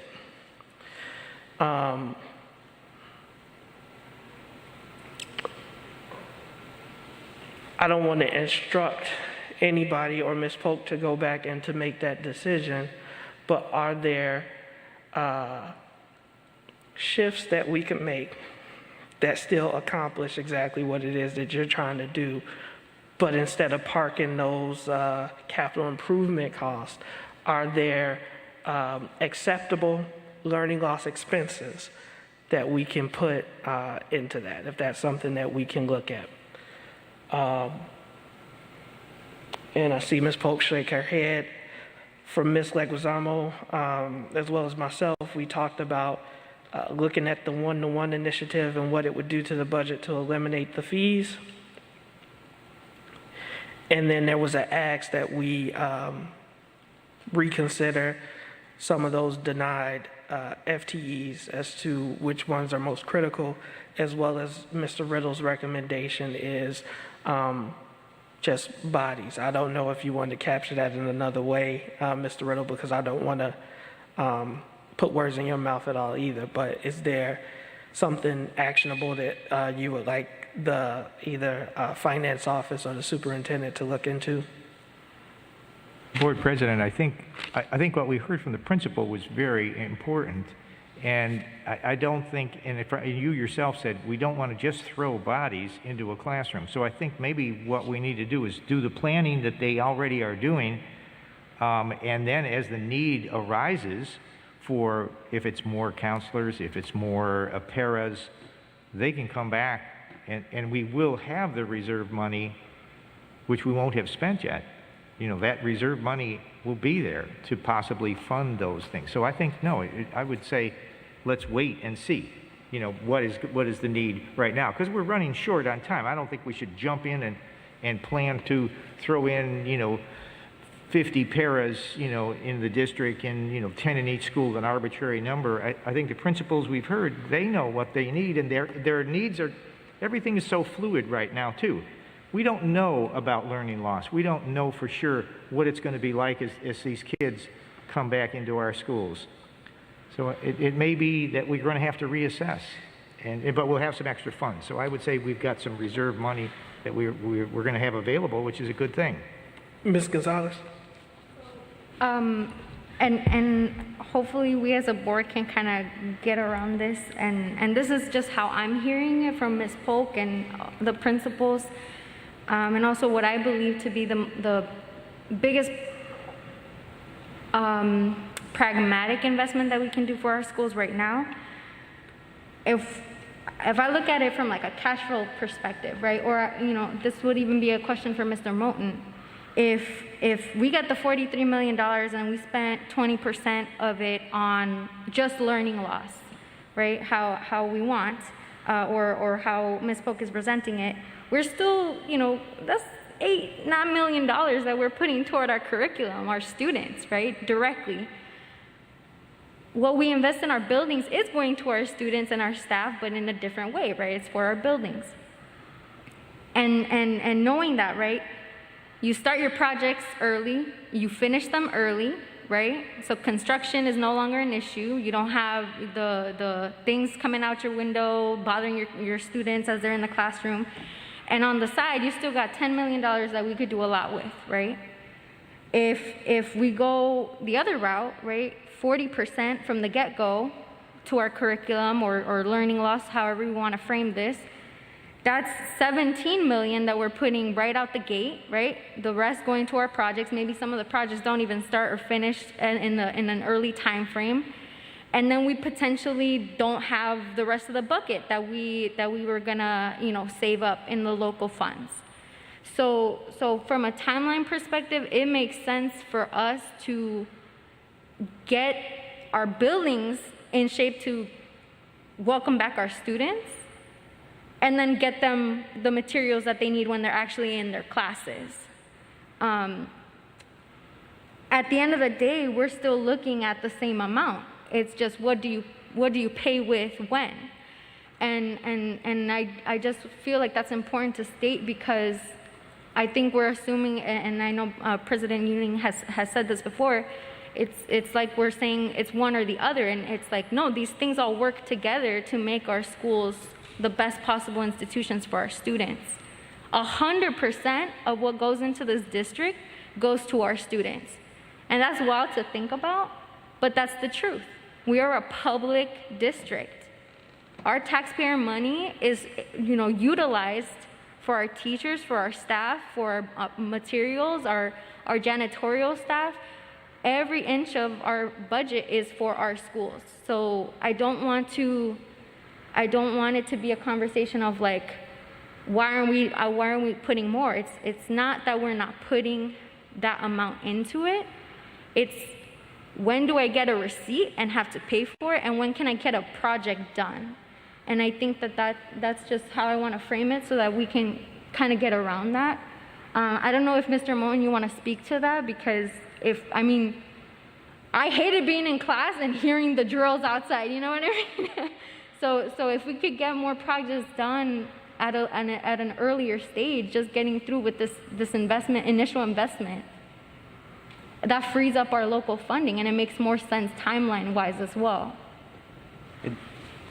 If I could make a comment on that, it absolutely does, Ms. Gonzalez. And I do want to reiterate something for the board and the audience here, is that we've heard a lot of good feedback tonight. When we talk about getting stakeholder input, this is one of the platforms to do it. We are recording this. We're going to record the feedback we've heard. But I do want to be clear that the district has to take advantage of the opportunity presented, as Mr. Vukovic said. Ms. Polk and her team, they are tasked with making sure that we receive the funds, we're using it on eligible costs, and we're not leaving any funds on the table at the end of the September 2024 time period.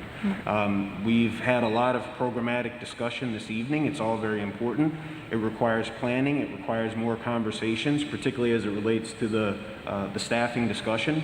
But we want to ensure in this platform that Ms. Polk is equipped to not only receive the funds, but utilize them in the time frame given, because we don't want to come in 2024 and say we have 20% of the funds that were utilized on items that are not eligible, and then we end up having to pay that out of local anyway, which would be an increase to our already budget that's already exists for other priorities. So I did want to make that known. I also wanted to make known, and I appreciate what you said, what everybody has said this evening, is that the 28 positions that were on the presentation this evening that were in Area 1 and Area 2, we're not going to wait until the school year starts to staff those. What's been approved through the vetting process up to this point, we intend to post those positions now so that we can do the hiring process and onboard in preparation for the start of the school year. As we try to and we aspire to increase the capacity of our internal staff, potentially promote staff members to those positions, it creates a ripple effect. So we want to make sure that, filling a vacancy doesn't cause an issue with another vacancy down the road. We want to make sure that those positions are posted. So I did want to make that clear to everybody as we go through and we analyze the other positions that were denied, and we talk about mirroring that analysis with the plan, the academic plan specifically for learning loss over this 3-year period. We're going to do that, but we want to, the approved positions at this point in time, we need to post and get those filled. Mr. McBride? Well, I haven't said a lot tonight. I just pretty much been listening. But Mrs. Tanu came up and spoke. She's one of the teachers, and she's on the front line when it comes to whatever improvements are going to be made mentally with our children for learning loss. The teachers are going to have to be the one to do that. We're just sitting here talking about it, but we're not on the front line in those classrooms to give those students whatever directions they need from a mental standpoint to come back to normalcy. So I didn't hear her say not one time that she felt that the money is going to be dispersed and they're not going to get enough. I didn't hear her say that.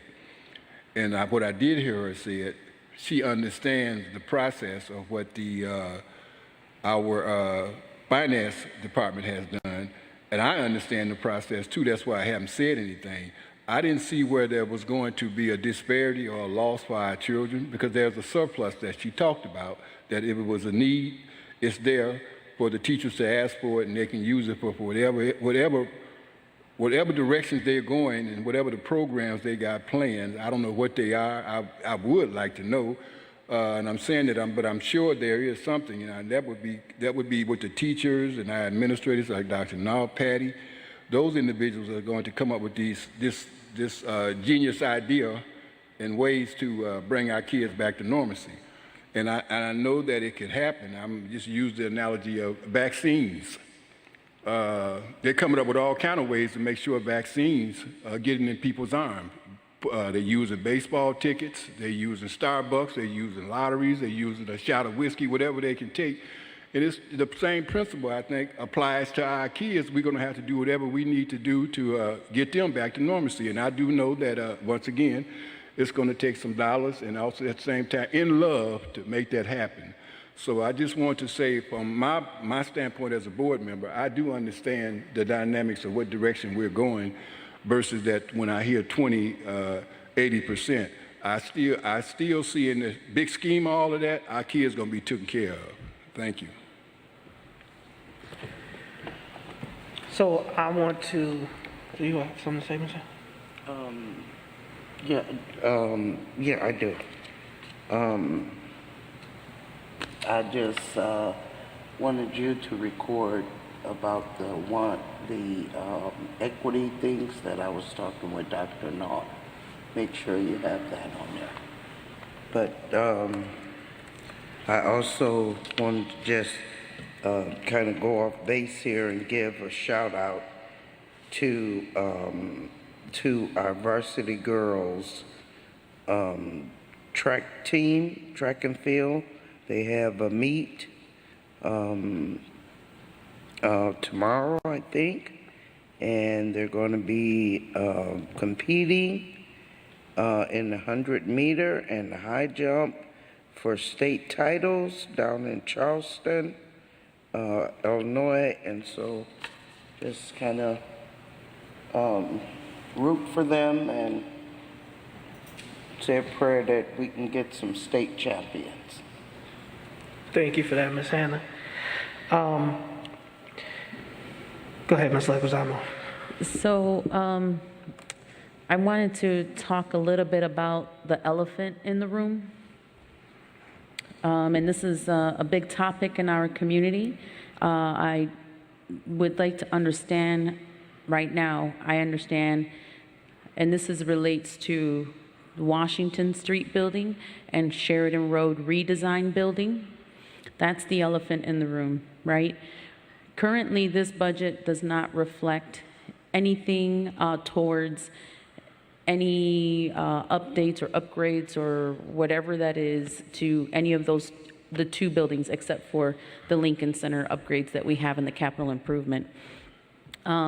So speaking in regards to the budgeting and what we have with these two buildings, we're going to have to eventually talk about this elephant in the room. And just didn't know, Mr. Moulton, if by chance you have an idea when the plan of discussion for the two building redesigns might come up, and when we're going to start talking about those budgets or those numbers. Sure. Thank you, Ms. Leguizamo. So as you mentioned, you are correct. That those numbers are not reflected in the presentation we saw this evening or the draft budget. At a previous meeting, it was stated by Mr. Ewing that, you know, that is the elephant in the room. We do need to bring that forward. We need to address that. That's something that we haven't discussed prior to COVID. At this point in time, I do not have a time frame. It is something, like all the other priorities, is on the radar, but that's something that we certainly don't want to rush into and take lightly. So we will be bringing that forward with the approval of the superintendent, but I don't have a time frame at this time for that. But it is not in this budget, as you stated. And I appreciate, you know, that, you know, right now we're really focused on what does beginning year one look like first, right? So our priorities is that. Our priorities is mental health. It's what this next school year look like. So just like to convey a little bit, you know, that although we understand that that is something that we're going to have to eventually tackle, it's not one of the top priorities, I believe, in our school district. So I just wanted to also make a little comment about that, because I think it's also important to speak about that as we are budgeting. Board President, that's where all my comments. Thank you.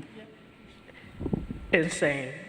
Don't want to rehash, but that's kind of one of the things is sometimes the banker and me agrees with Ms. Polk a lot, and that purchase was one of them, is because I said you don't know what's around the corner. And so right now, what Mr. Moulton said is important. We know that we have to make a decision, but given everything that's on the plate right now, that hasn't risen to the top. But it is, I thank you for bringing it up, Ms. Leguizamo, and we will have to tackle it. Will we do it this summer? Will we do it before school starts? I highly doubt it, but I can work with the superintendent, you know, and Deputy Moulton to kind of think of a plan as to when we bring that forward. I know that there are ongoing conversations, me and Ms. Leguizamo, you know, we're looking at creative ways to possibly fund those projects that don't take away from what we really want to do right now in addressing learning loss. So I want to say that this was a very productive conversation. I want to thank the board and the community for all the comments and the feedback. I want to again commend Ms. Polk and the entire finance team who've done a yeoman's job. And I also don't want to minimize what it is that they do. When you talk about those funding adequacy rates, right? And we talk about everybody that's in the district, so I don't want to, but I want to highlight just right now, me highlighting them doesn't take away anything that anybody else is doing, but they also go and look for money. And I want the community to understand, and the board, because sometimes I think we forget, is exactly what Ms. Polk said, is because we have everything put on the table as far as what we think we need, it gives us the ability to go after low-hanging fruit, right? So the fact that Mr. Deputy Moulton, along with all of the other people, so once again, I'm recognizing just because that's who I have the most interaction with, Deputy Moulton is able to come back and say, hey, now we can redo bathrooms. And that bathroom money that we got isn't being talked about, well, it's included in the budget, but isn't being used in that 18 million of those other projects. And because it was written down, because we had a plan for it, because we had people on staff who advocated for it, who went to the state and said, if you're going to talk about capital improvements, you can't leave out your public schools, which have been underfunded and unfinanced for so long, and it gives us the ability to do other things. So I do think we a lot of times talk about the bad, but we don't highlight how well some of the things that this Board of Education and Superintendent have put in place in order to address some of those systemic issues that have been going on. And so having the 10-year capital improvement plan that we can pull up and we can say, here's Senator Johnson, here's State Representative, this is exactly where we need the money. This is exactly what we'll use the money for. And then when we're able to do those things, it allows us to then put the money towards other stuff to address what we know is the most important role. And what Ms. Hannah always brings us back to is that we are in the business of educating students. And so I thank each and every single one of you. I do want to make sure that we take what Ms. Vukovic said in regards to the survey. We are having a good response rate, but if we're having issues with people completing it, we got to figure out whatever is going on and make sure that that is corrected as soon as possible, because I don't want it to just be a show when we're soliciting community feedback, but we actually want to make it a part of our operating norm. So with that, I'd like a motion to adjourn. Move. So Motion by Mr. McBride, second by Mr. Riddle. All in favor signify with aye. Aye. Any opposed, nay. Meeting adjourned at 8:25. Thank you.